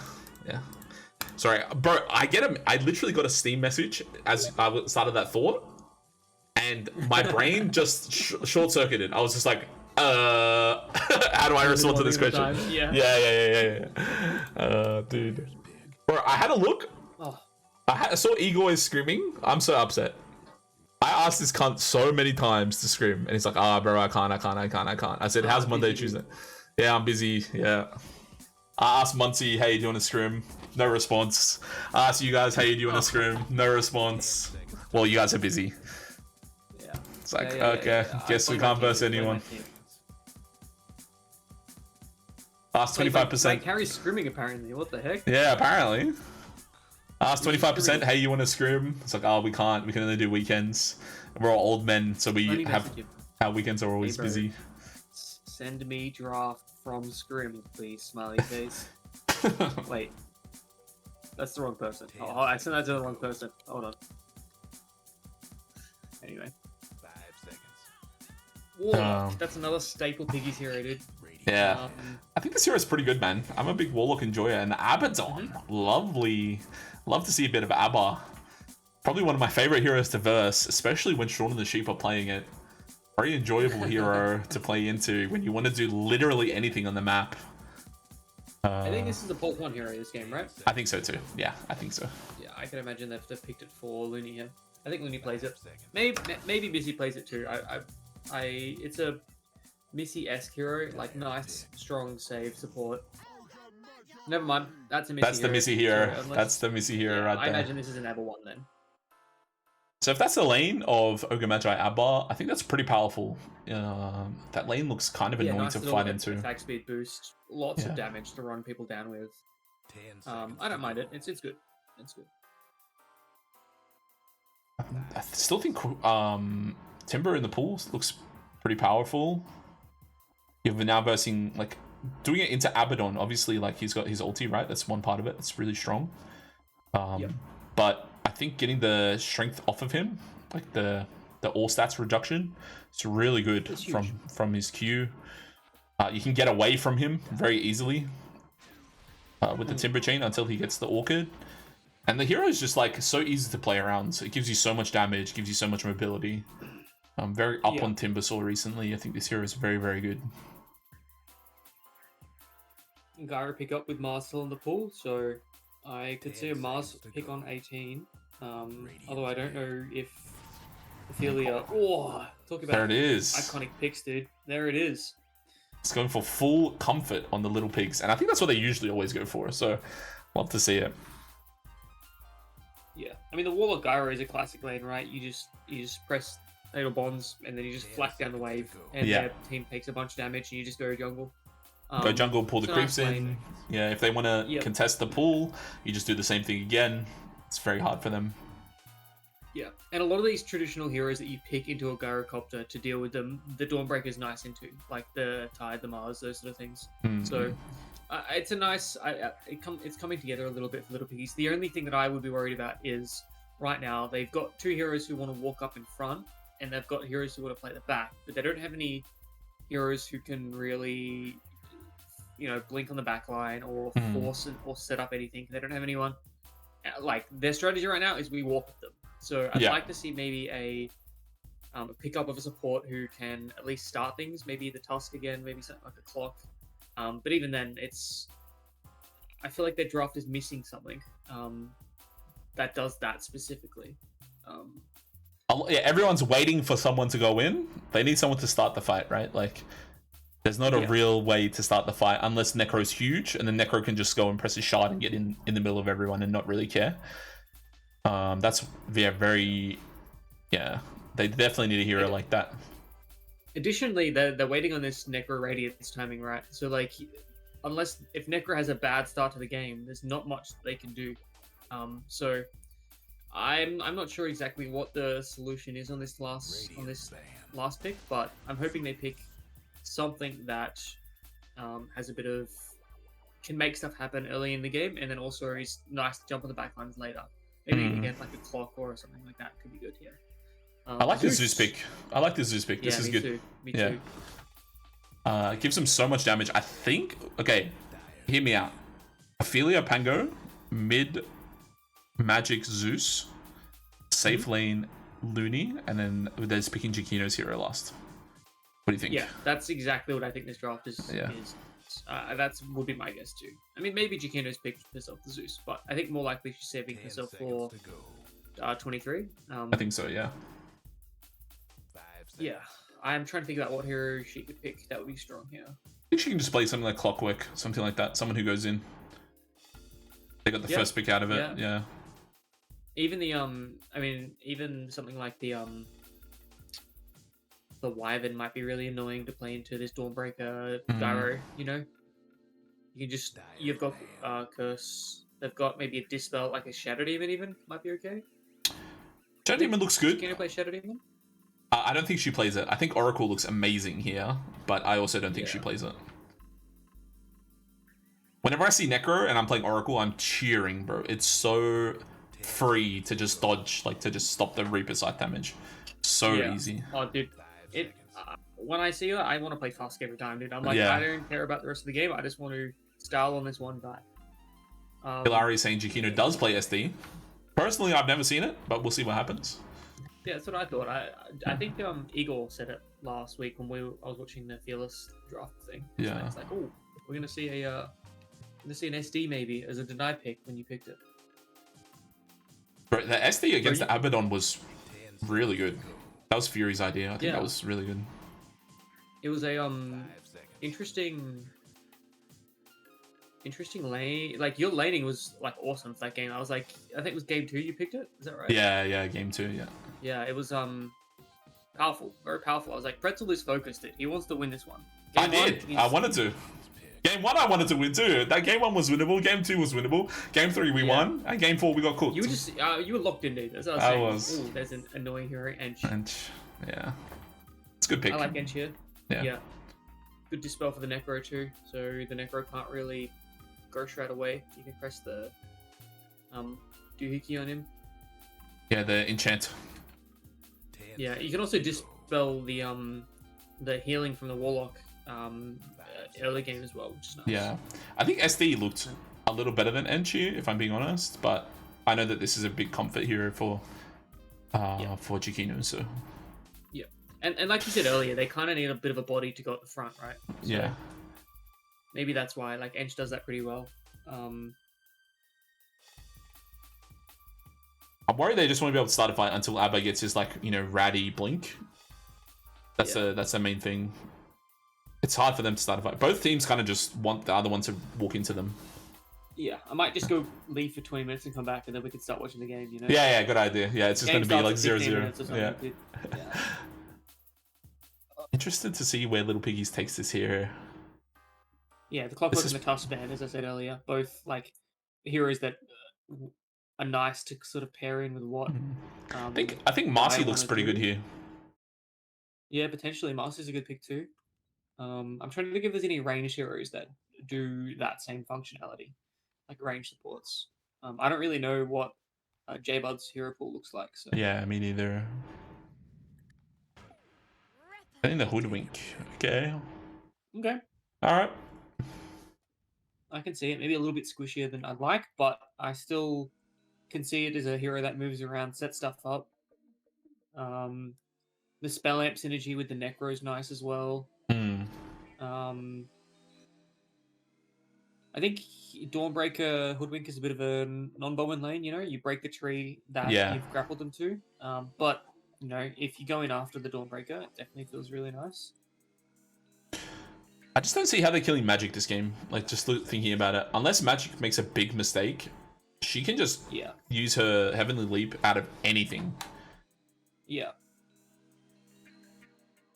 Yeah, it looks kind of free Zeus game if you're asking me, but we'll see how it goes. That's why I kind of like the Marcy, because it gives you like a, you know, you send the Marcy on top of, and the Dawnbreaker on top of the Zeus or whoever you want to kill. They get the combo, and then Dawnbreaker can Dawnbreaker just doesn't have much to play with this game. Yeah, exactly. Really jump on to do much. It was a tough pick. It was a tough last pick. Tough 24 pick for sure. I mean, think they could have saved. Just go onto the Warlock Golem, you know, like drop the Golem, Dawnbreaker goes on that. That'll do. I don't know why they didn't save BTM's hero. I don't know. I actually don't know if you can do that. I can't imagine why you can't. You probably should be able to. Yeah. What about BTM's hero? I think they should just say. I was just saying when it came to the draft. I think they should just pick J-Bud's hero on 17, and then pick BTM's hero on 24, right? Yeah, that makes a lot more sense. They were worried about it getting banned out. Like, it got banned last game, so maybe they thought, hey, they've left us the Necro, we won't get it on 24, so let's just send it now. Yeah. I mean, he has other heroes. Like, he could have played like Void Spirit. Void Spirit looks great this game. Did you know BTM is like a level 22 Void Spirit? I didn't know that until I played with him. I did. It's one of the things you have to keep an eye on with this guy. His Void Spirit, he's very good at. He played out of his fucking mind that Void Spirit game. He did. Yeah, super powerful. He played out of his mind that whole series, dude. What a beast, man. Like, he was popping off. There was some questionable stuff, like always, from this guy, but almost all of it was flawless. What a guy. Yeah. He's flashy, dude. He is flashy sometimes. Sometimes, like you said, sometimes there's some questionable stuff, but you know, if we back him up, it worked out pretty well. But look, there is a smoke on smoke action. BTM standing in a very questionable position. As we were talking about questionable things, Inch does have the overprotective wisps. It's a lot of damage here. They do have the link. There's so much damage. Ophelia does get the doubles jump. They are trying to make some damage happen. Did throw out the Celestial Hammer, not making any damage happen at all, but it's way too much healing. They're just standing around Jakino. Jakino's doing way too much. Look at this healing. It's just impossible. Even with the 4-person link, they are trying to fight. Looney is in here. BTM trying to send some damage, but there's just no damage. They just can't do anything, and it's just so sad to fight into. We're going to look at the fight recap, and it's going to be almost even damage, but no one's going to take any deaths at all on the Radiant side. It's the power of Enchantress, man. You just press Nature's Attendance, and it's just not enough. And yeah, take a look at the damage done. Over 1,000 more for Radiant. But once you get going in these like first blood fights with Abaddon, and you get one kill, and you get the quickening gives you another shield, another shield. It just is so oppressive. It's so bad, man. So even with the trade that you get with Death Pulse plus Fatal Bonds, it just wasn't enough. Like, there's just too much damage. And you're right, the healing came through too. Yeah, and then the huge double jump, like just doing enormous damage as well, is always a nice feeling. It's tough, man. Yeah. As well as Abba, like, he dispels the bonds, right? I just realized that in the fight she managed to dispel 2 sets of fatal bonds. So it's like, you know, quite a bit of damage that's just not happening. So tough. But 1k gold lead. See what they want to do here on the Piggies, how they want to handle this now. But let me turn down my music a little bit. Sorry, guys. All right. One thing I did notice though, Slanderous P, interestingly, I normally see the other facet here whenever I see pubs. I normally see the health regen makes your golem stronger. But Slanderous P going for the Black Grimoire. Yeah, it could have some interesting, like, if they think top lane's going to go well, potentially, they've got a strong combo, it could have some nice synergy to get an early 6. I think that's probably the most common use for it. Or I guess level 15 as well, but not the start you'd want with it, for sure. Like, yeah, you give for it sure. your enemy, if your team dies, no, your enemy has to die. Enemy has to die, yeah. Not the start you want, but, you know, it is what it is. It is what it is. I think top lane should still be okay for them as long as they manage to get the flak cannon leveled up. What's interesting to me is mid lane. I think Zeus doing very, very well here, and kind of like to be expected. Necro, a lower ranged hero, has 500, so benefits a little bit more from that live wire against BTM. Doing more damage the closer you are. And you're never going to really be able to consistently get death pulses off on the Zeus, right? He's just got enough range that he can sort of kite you out with his Q. Exactly, yeah.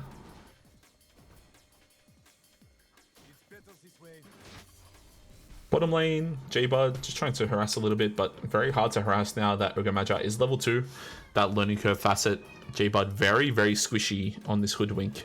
Needs to be very, very careful. I think it could actually die here. Honestly, speaking of deaths though, at top, Ophelia, they are going to find that kill. Missy chasing down J-Bud, getting a nice proc. He's going to need to get one more auto attack, or will not actually. Just going to chase J-Bud down. Nicely done.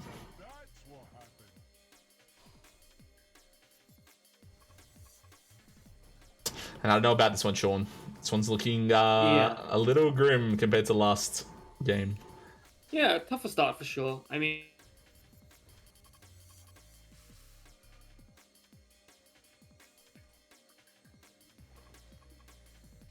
hello, am I back? Hello? You're back, bro, you're back. Yes. Tougher start, you're right. I will say this, at least they're getting CS on both the Dawnbreaker and the Necro. Like, their farm's not too bad at all. Gyro is struggling a little bit, but it's alright. Got to get a few levels, and then Gyro doesn't really have to play the lane anymore. You could just, again, as I said earlier, Fatal Bonds, Flak Cannon down the wave, go jungle. So it's, yeah, tougher start for sure, but it's not the be-all end-all. I don't think they're as reliant on their lanes this game, which is nice. Yeah. It's a lot of damage coming through on Jakino, though, on top lane. Yeah. Sorry. Yeah, they hit the bonds. Very powerful. Hit. But she's going to survive. Yeah, she's living. She's living. They still have the Lotus as well in the pool if she wants to go get that.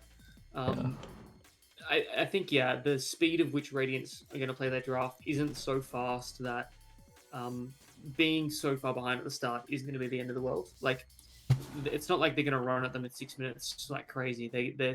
Their team on Radiant is still, you're going to need to get the defusal on the Pango. They're still going to want to get the Radiance on the Abba. Like, Abba's an active hero, but they're not going to get run over, I think. Yeah. Like, speaking of run over though, bottom lane, Jonesy getting run down quite a bit here. He's gonna survive for now, but yeah. Sorry, go ahead. Oh, sorry, Slenderous P killing Jakino at top. Nicely done. That's just with the bonds, right? The power of this top lane coming out. Again, 2 levels in Fatal Bonds now. With only 1 level on the Flat Cannon. It's a lot of damage that you put out. Yeah. And even mid lane, BTM zoning out Magic from the wave, doing a good job controlling the wave and then the regen as well. Obviously, Magic's off to go get the rune to regen a little bit, fill up a bottle, but despite the level advantage that had come with the first blood kills, BTM's pulling away with this lane a little bit. Yeah. We're not really, but is still staying alive, which is very nice. Zeus doesn't deny. But yeah, when I had a look earlier, bottom lane, I was just having a look at mid. Yeah, Jonesy getting going on, and top lane. It seemed to be wanting to fight at the same time all over, but Affiliate killing Moon 7 so well. I was just locked in looking at mid because I saw BTM was basically a whole level ahead of Zeus. I was just wondering how Zeus managed to catch up, but BTM level 6 now, ahead of Magic, who also just got level 6 as well. There is some potential for a kill. Zeus ult now. That's what he's saying. On Jonesy. Typed it out instead of using the line. That's pretty good. Ophelia actually might die here. Needs to be very careful. I think she's dead. Yeah. Didn't manage to get a shield from that double jump, unfortunately. Just dying to those fatal bonds, doing more than 500 damage. Kino killing some Curious, nicely done. Oh, the ulti in mid. That's an easy solo kill for BTM. Nicely done. They call him BTM, stands for better than most. The only person who's not better than is Mel. No, BTM stands for better than Magic. Oh, I see. The bonds are up. It's going to be a couple of damage here on Moon 7 Silver. Just absolutely cooking. Dude, the amount of damage this does is insane. Holy moly. Yeah, it's so easy, dude. It's such an easy little lane, dude. I love it. I'm going to start playing this lane, bro. Let's take a look at the XP here. In that posturing. Yeah. See Missy here. No scans coming out. Although, Slenderous P taking advantage of this movement from Jakino to try and posture for the XP. And looks like that Slenderous P is going to yoink it. It's going to be a double XP yoink for the little pigs. Nicely done. Really important. Slenderous P is going to be level 6. Probably won't have to use that ulti. JK, it comes huge Zeus ult. Just destroy Moon 7 Silver. They are diving under the tower here. Slenderous P has nothing. In though. They do have the link on each other. Yeah, huge damage. They do need a little bit more. Just as that ulti comes out, Looney on the bottom lane as well. They do manage to kill J-Bud. Jonesy being dove. Looney does have the ult. So much damage there. Missy, nicely done from Looney, using that quickening to get the save on top of her friend Ogre Magi. Damn, man. I thought that top lane was going to go really, really nicely for them after that dive, but the Zeus ult manages to secure it, get the kill. Yeah, pumping damage. Yeah.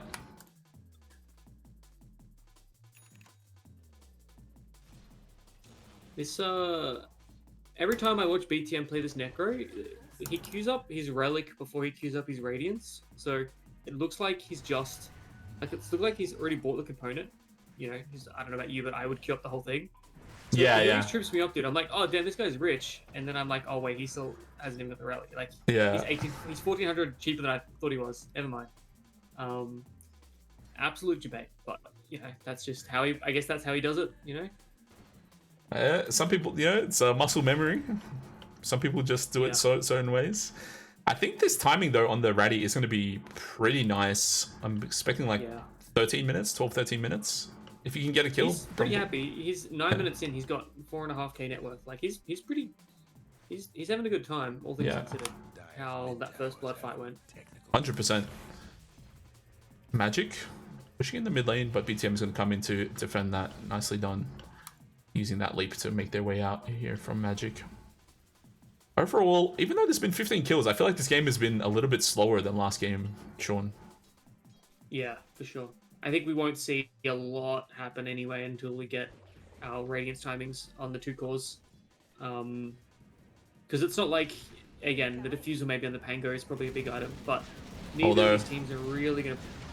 Yeah, top lane, Moon 7 Silver does manage to find their way in. Huge ulti. They are sending all of the damage straight into this Enchantress, and Enchantress is very happy because she's literally does not care how much damage she takes because she just heals it all up. This is the most bait hero that you can ever go on. Do not ever go on this Enchantress when she has heal up, guys. This is such a bait. Jonesy managing to use the ulti just to no avail. Going to be doing so much damage, but Chiquino still living over a half health remaining on her after this fight does come to a conclusion. And just like that, yeah, that's the... Oh! She dies. That's that's something.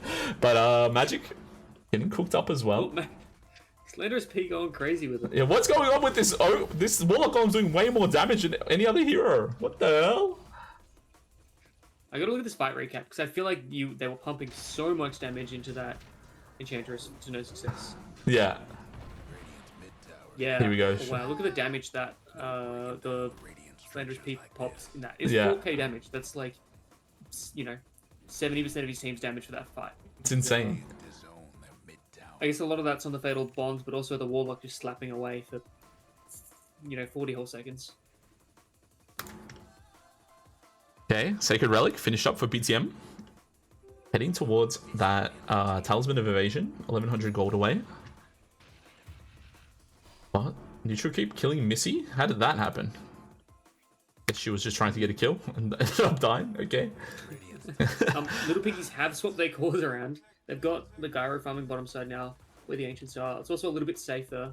I think the Abaddon's probably... Oh, I say that, but... Yeah, safer, but here comes Ophelia with that new Diffusal Blade getting the slow. Does manages to cancel straight away. Moon 7 Silver still alive. So much damage coming out. Moon 7 Silver needs to be very careful. Looney is going to be surviving with that easy amount of that borrowed time, pressing the get out of jail free card. Nicely done. And BTM looks like getting a solo kill in mid. Nicely done from him. He's going to get his Ratty up much earlier than expected. Here comes the Dawn ult. A little bit questionable, but the comms obviously not quite even working out there for the Dire team. Yeah, I feel like that fight there, they kind of needed to have... Oop. Meanwhile, J-Bud did. J-Bud just gets deleted. Zeus ulted into Pango comboed. That fight there was a hard go. They've already used the Reaper Scythe. They started walking down. He didn't quite get in the range to slow them with Ghost Shroud. Oh, no, he did. It's just level 1, so it's only a really little slow. But yeah, bringing Dawnbreaker in, it's a hopeful plan. Obviously, that's, I think, mostly just a miscommunication, though. You're right. Yeah. I feel like, though, this is like the symptom of, right, they don't have someone who can just go in. They don't have someone who Dawn can play off of, right? They need to play this, like, reactive kind of style. I mean, maybe when Necro gets shard, it's a different story. But there's not much they can really do to force anything. And Gyro is having a very hard game because there's no pressure his team applies anywhere else. So all that Pigggf have to do is just wait there, basically reset, work out where Gyro is because he'll either show on a wave or he's now just jungling. But he'll show on a wave. You just go to where he is, press your buttons, and then walk away. Yeah. Dude, I was looking for Moon 7 Silver in the list of heroes, and I was like, where the hell is he? I didn't realize he's even below the Warlock on net worth right now. Very tough game now for Gyro. It's a tough start. I mean, Gyro's a hero that can farm quite quickly with Flat Cannon, but still a very tough first 12 minutes. You don't want to see your carry 0 and 6. Definitely not. 0 and 6 and lower net worth than your... Oh, just overtook his supports. Now the lowest net worth core, just ahead of Missy. The comeback is real. BTM does have that Ratty all finished up, probably wants to make some moves off of it, but it's kind of tough for now. They don't really have anyone to play off of. They don't have any way to start a fight that they want. Wouldn't be surprised if this game does slow down a little bit to a bit of a crawl, as both teams do manage to try and get their farm. Abaddon about to match that Ratty on BTM, finished up. Right about the same net worth. Not net worth, timing, apologies. Necro obviously supplemented with 2 null tallies, so... Yeah, a little bit richer still, which is what you'd expect based off how the start of the game's gone for the Necro. BTM doing an awesome job after that first fight, not dying, going 3, getting pick up 3 kills, 2 on the enemy Zeus. I don't know who the third one was on, I forgot, but yes, doing a great job at like the start of this game. He killed the Pangolier as well. Yeah, Top lane. Yeah, that's right. BTM just accelerating now, just chilling, happy to play, take it even, take it easy, just farm up a little bit. We'll have to see what they want to do. The top tier 1 does fall. First tier 1 down on the safe lane for either team. Have to see if Dire does want to match that. Obviously this bottom tower is usually the go-to, only taking about 50 hit points worth of damage, but see what they want to do here. They really don't want to fight, right? Like, they really don't want to fight, and they don't want to group their supports up on their Dawnbreaker because the Dawnbreaker wants to ulti in, but also at the same time, they don't want to group their supports up on their Gyrocopter because the Gyrocopter does not want to fight. So, unless they're running 2 supports with the Necro, they're not really positioning themselves to do much. Although Moon7's playing near the team bottom, so maybe he's thinking, hey guys, you know what? My game's over. I'm just gonna play throw my ulti in there. I'm paused for Gyro now. I feel he needs to be careful here. He gets stunned here. Yeah, this is a little bit dangerous. He's gonna have to use the roll to get away. Did not force any TPs. Oh, Moon7 Silver. Nice jukes. I think Slender Space should probably just send his ulti here. Oh, the ulti's over. It's a hard catch. Yeah, that's tough. They're gonna lose mid for it as well. Yeah.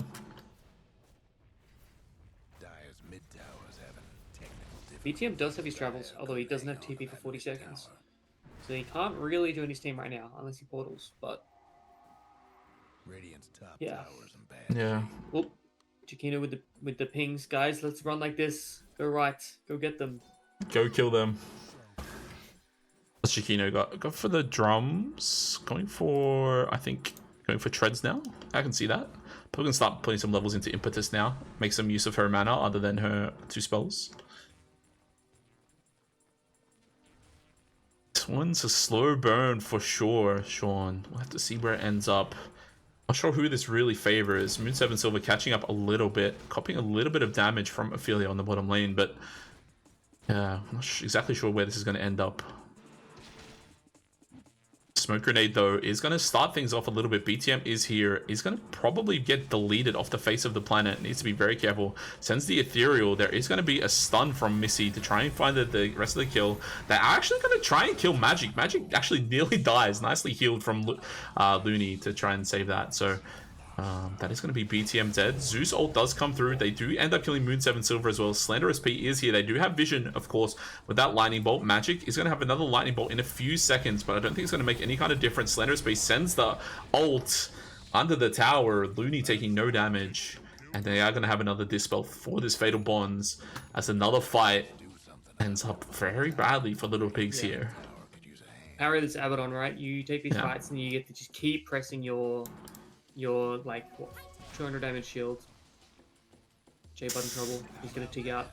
Yeah. This Abaddon doing a lot there. Obviously keeping Zeus alive by blocking some of the damage from the Reaper Scythe, and then just being able to just be an absolute menace following around with the Curse of Event, slowing and just being a general pain, being able to dive with your ult and everything. I hate this Abba hero, dude. Playing against this Abba hero core is so frustrating. It's so strong. It's so strong, man. Not exactly sure what to do against it either, if you ask me, honestly. It's super powerful. Although mid lane, BTM trying to find something. Chiquino, of course, they went for the incorrect target. If you see Enchantress and you are not past 3 items on your core, you're probably hitting the wrong person. BTM making their way out. BTM with a dodge. Nice bit of damage here. Looney actually doesn't have ult. It's broken. It's going to actually end up dying. Necro's still in. Ends up popping the stick. Is almost full health here. Needs to be careful on Ogre Magi. It's going to get Reaper's Scythe, sending another kill. That is going to be a third stack of Reaper's Scythe. Nice 2-man bushwhack on the side. Ophelia is going to have to send the ulti, but they are going to try and hit Jakino. Once again, do not even bother hitting this Ench. All she does is stand there and press E. It's not even worth your time. Ophelia making her way out, is alive for now. The drums popped, and nice fight there for the little piggies. Huge amount of damage done by BTM. Oh, they're actually going to run into Ophelia here. Hang on. Chase her down, but I think she's going to be okay. Trouble brewing at Radiant's bottom tower. Dude, I'm so hungry. Now I'm really hungry because I haven't eaten dinner. My energy levels are depleting. Dude, you should have ate before the first 20 minutes of the game. I told you nothing. I know, you were right. 0 to 20 minutes, dude. Just hold on, BTM's here. Back. Hold on, BTM, run! Oh yeah, he's living. Oh, nice. Fatal bonds, but they can be dispelled, and they will be by Looney. BTM kind of chilling a little bit here. It's going to be enchanted. A little bit premature enchant because of the Ghost Shroud. Could be dispelled. Huge amount of damage on that break. They actually are going to send the Warlock ulti. Again, these are the 2 people you most don't want to hit. It's very tough to try and find into these guys, as that overprotective wisps do keep proccing over and over and over. And J-Bud on the backline does get deleted by magic. Although on the back, Looney is going to... 4 seconds. Yeah. 4 seconds. They are going to have the ulti though on Looney. He's going to be able to press it on here on BTM. Probably has to press it on Ophelia. Yeah, there it is. It's going to come through. It's still going to survive. It's going to do a whole bunch of damage with that Heartstopper aura, but to no avail, as that innate from Abaddon coming into handy. That Withering Mist. Yeah, that one's just really fucking broken, guys, in case you don't know it. Reduces their health restoration by 35% if they're below 40% HP. Super powerful, especially against Necro. Very good pickup into this Necro hero, sure. Yeah.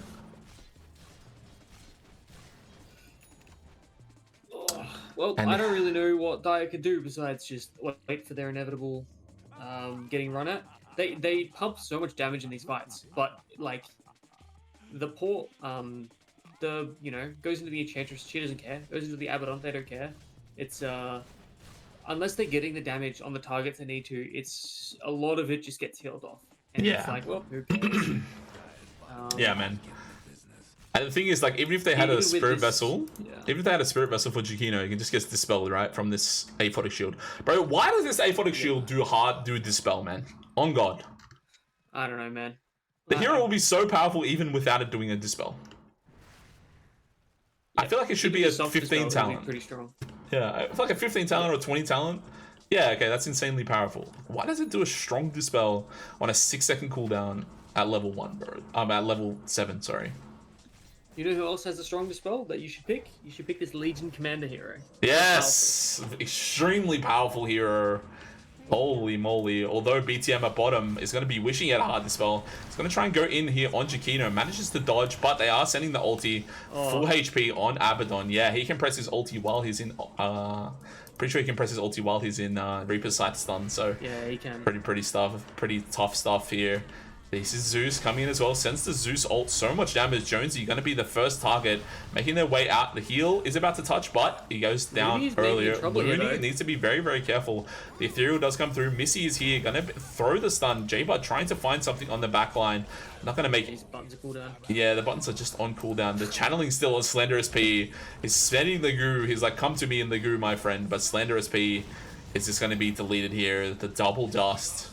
Trying to make something happen, and Slenderous P just getting absolutely deleted, sent to the heavens with that lightning damage, and really nicely done. And it's looking extremely grim, Sean. I don't know how they can do about this one. They really need to get these kills with this Reaper Scythe. Like, by not hitting the Reaper Scythe, Necro isn't regenerating in these fights. Yeah. And it's a lot, like, very tough to hit these fights without the Necro Reaper Scythe letting it kill. And using it on the Abaddon is one of the few heroes that it's like, unless it's cooldown, you're very unlikely to get it off. Even if they are below the half health, and it would kill them, the Abaddon can just press the button manually. So Yeah. yeah, tough. Maybe they need to. They don't have any sources of silence or break. That's some ways you can deal with the Abaddon. Well, they do have break on the Hoodwink ulti, but yeah. It's, true. Yeah. You can, unless you're breaking after you've disabled on the Hoodwink, you Yeah. can always manually press it still. So it's not straightforward. Although top lane, really in trouble. Taking literally no damage from that. Although they are under the tower here on Ophelia. Ophelia trying to survive. Magic is going to have another nuke. They are sitting in that Nimbus, and Looney and Jakino have rolled in as well. Slender SP coming in to support as well. Is going to have to get a huge bonds. Does get somewhat decent. There's going to be some slow coming in. It's going to be tough for them to walk in, but not going to make any kind of difference. Slender SP just getting deleted. Huge 4-man stun from Jonesy. I'll say that much. Trying to find Looney, but Looney is going to try and run away. BTM still alive for now. Does have that magic amplification reduced because of that Mage Slayer. Jonesy trying to attack, but Chiquino says, no thank you, my friend. I'm pressing heal. And they are getting absolutely cooked. Spoiler in the chat from Lunarial, should not have chatted. But honestly, is it any kind of surprise with the way that this game's going, Sean? Because this one looks over to me. Yeah, I think that potentially could have been the last reasonable stand. Even then, like, very difficult. They, now the Gyrocop is even further away from the Ags. If they don't walk high ground here, it's going to go to Roche, then go high ground. There's not a lot more for them to go to on the map. The Abba is, got Manta, has got the Blink, has got the Radiance. This hero peaks, I think, at this 3-item mark, maybe plus Orchid, but yeah, this is when you want to end the game with the Abba. They've hit their timing. Yeah, 100%. And it was just impossible it felt impossible for them to fight into, right? Like, they didn't have any kind of health restoration reduction. They didn't have their own Withering Mist. They didn't have Skadi. They didn't have Shiva. They didn't have a Spirit Vessel. They didn't have any innate way to reduce that as well.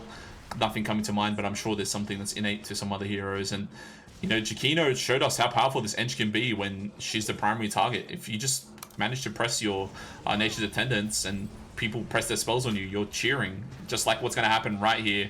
Huge amount of damage hitting Chiquino, and Chiquino literally does not care. All right, so from these two games, what I've learned, we haven't played Pigggf in this tournament yet. What I've learned is I'm banning this Ench hero because my team, I don't think, is going to be smart enough to not just walk and hit it. And then I'm also banning this Drow Ranger hero because, like, damn, they're good at playing around it. Yeah, that's a good shout, but on the back line, they actually do manage to find Missy. Moon7 Silver does get deleted. Jonesy trying to get some healing done, but they are just evacuating from the area. Nimbus absolutely deletes them. Ophelia having the fight of her life here, doing so much damage. J-Bud on the back line gets deleted as well from that Looney shield popping. BTM trying to make something happen, pressing all his abilities, trying so hard, but without the support of his team, doesn't really matter. GG is called, and we're looking at the fight recap. Yeah, that's there's basically one damage dealer in this whole fight, and that is BTM. Unfortunately, Gyrocopter, kind of a non-hero this game. Behind. Yeah. Yeah, and I mean, to be fair, so is the Dawnbreaker. But, like, the Dawnbreaker ended probably at the same network as the Gyrocopter, more or less, which is 2k behind the enemy support and 6k behind the next closest core. So, yeah, when you only got one hero who can do anything in the fights, unfortunately, there's not much. Like, it's a very impossible uphill battle to fight, especially into these unkillable heroes like Chiquino playing on the Ench and the Abaddon. Just annoying. Like, what do you do? They just walk away from you. They're too powerful, man. You can't lock them down. Yeah, I don't know, man. I also didn't really feel the impact of this Hoodwink hero. Wasn't really sure what its role was in the draft. I understand it's some comfort, but, like, what's it really giving you? Yeah. I mean, my read on it is that, like, it was a 24th pick, or 20. It was 24th, yeah, 24th pick, that they just had to pick a hero for J-Bud. Like, they used the true advantage they had was the 18th pick, and, like, maybe they were positioning for the clock of the toss, but yeah. Sometimes you get to the end of the draft and everything you want to play on someone is just not available. And it's like, well, we're just going to have to send something that will be okay, but doesn't really bring the draft together. So that's my read. But yeah, who knows? Yeah, I mean, they'll have another chance. They are not out of the tournament yet. I believe they still have 3 or maybe 4 more teams to verse for the Champions League in the round robin stage. A lot of the heavy hitters they have versed already. I believe they versed Saja Cats. I believe they versed you, and I believe they have versed Pigggf now. A lot of the favorites for Champions League. So we'll see where it goes from here. I know Igor's stack is looking very powerful, especially with the Fearless Draft MVP Slain. Damn, you had to be really intelligent to draft him into your team in the Fearless Draft. So really well played. He was okay, dude. But I would argue this BTM guy was more important on that team, personally. That's my 2 cents. You know, unfortunately, I didn't get to make the executive call on who the MVP was. But, you know, I've got a good feeling about Little Piggies. If anyone can do it, dude, after that Game 1 performance today, I believe they can take a game off, at least take a game off those guys, and hopefully, maybe, potentially, win a couple. True. They definitely have gone through the gauntlet, I think, of tough opponents for them, and I think this is the best performance I've seen from them in that first game that they've lost, I should say. Like this second game, it was tough, especially off that 4 deaths at the start, but they did a pretty good job to keep it alive for 27 minutes. BTM got to have his game. He was rich. He was the top net worth from, what was this, 6 minutes through to basically the first time he ulted Zeus all the way through until 25 minutes. So he was absolutely having a game. I don't know. Tough game to swallow, but I think there's silver linings in this series for sure. For sure, man. That first one looked really powerful. The first game, like they looked really, really good. I really think that close. Yeah, I really think that the Silencer Bloodseeker looked really, really powerful. They just kind of built the wrong items, right? That's what we kind of came to the conclusion of. And then game 2, I feel like the level 1 initiation, they kind of got wiped. These kinds of things are so important where you just get wiped like that, and I think they kind of showed the problem with that, right? If you look at the graphs, if you have a look at 0 minutes, like every single hero on Radiant is above Dire, and that's a problem, especially when your off lane of Pango and your safe lane of Ogre is like coming out with double regen, some boots. Like, what are you supposed to do in that kind of lane? So it's tough. Like this Ogre hero, I think when we played against Missy playing it, we literally just sent 2 heroes level 1 because we're like, Ogre is too powerful if it hits level 2. So just run at it, try and like stop it from doing what it wants to do at the start of the lane. But if it hits level 2, it is like, it just does so much damage. The W is ridiculous. So yeah, that ignite spell is so powerful. Mm-hmm. Yeah. Oh, well, it's going to be a somewhat swift 0-2 here, or 2-0 in the regards for Pigggf's favor. Now, if we have a look at the Champions League fixtures, I'll take a quick look while we're here. Let's take a quick look. I'm trying to find it. Champions League ladder. I think that's going to put Little Piggies at 0-6, unfortunately. It's going to put Essence Rise at 0-4 still. Oh, I apologize. What am I looking at? Am I looking at the right thing? I don't see Pigggf on this list. I can't see them on the ladder either, dude. I'm looking and they're not there. This must be their first game. That's why. Okay. Yeah. Pigggf will be 2-0. Okay, nicely done. And the other team that's 2-0 is Team Earth, Shaun the Sheep, and Saja Cats, which is basically 25% tax light. So we'll see what they want to do there. But there's Shaun the Sheep, full power, baby. Yeah, full power Shaun the Sheep. So I'm looking forward to seeing you guys play. I think the next game in the Champions League is going to be on Thursday, if I'm not mistaken. It's going to be Team Earth versus Essence Rise, which I'm excited to cast. If you're free, feel free to join me. Potentially. I might be at work. What time does it start? 8 p.m. Yeah, I should be home. I think I'm home at like 7-ish. So easy as, man. Yeah, if I've got that dog in me, bro, I'll hit you up. Easy as. Someone followed. I don't know who it was. I missed the follower, but thank you. Dear person who's followed Pretzelin, thank you so much. I think it was SRN. He appreciates it so much. Without your support, this man would be hungry. I'll be destitute. And not followed. I'll be destitute. Yeah, destitute. That's right. Thank you, Linearial. Appreciate that. Thank you so much. All right, guys, that's going to do it. Yeah, all right, let's head up. Yeah. Thank you so much for watching, guys. Take care and have a good evening. Bye-bye.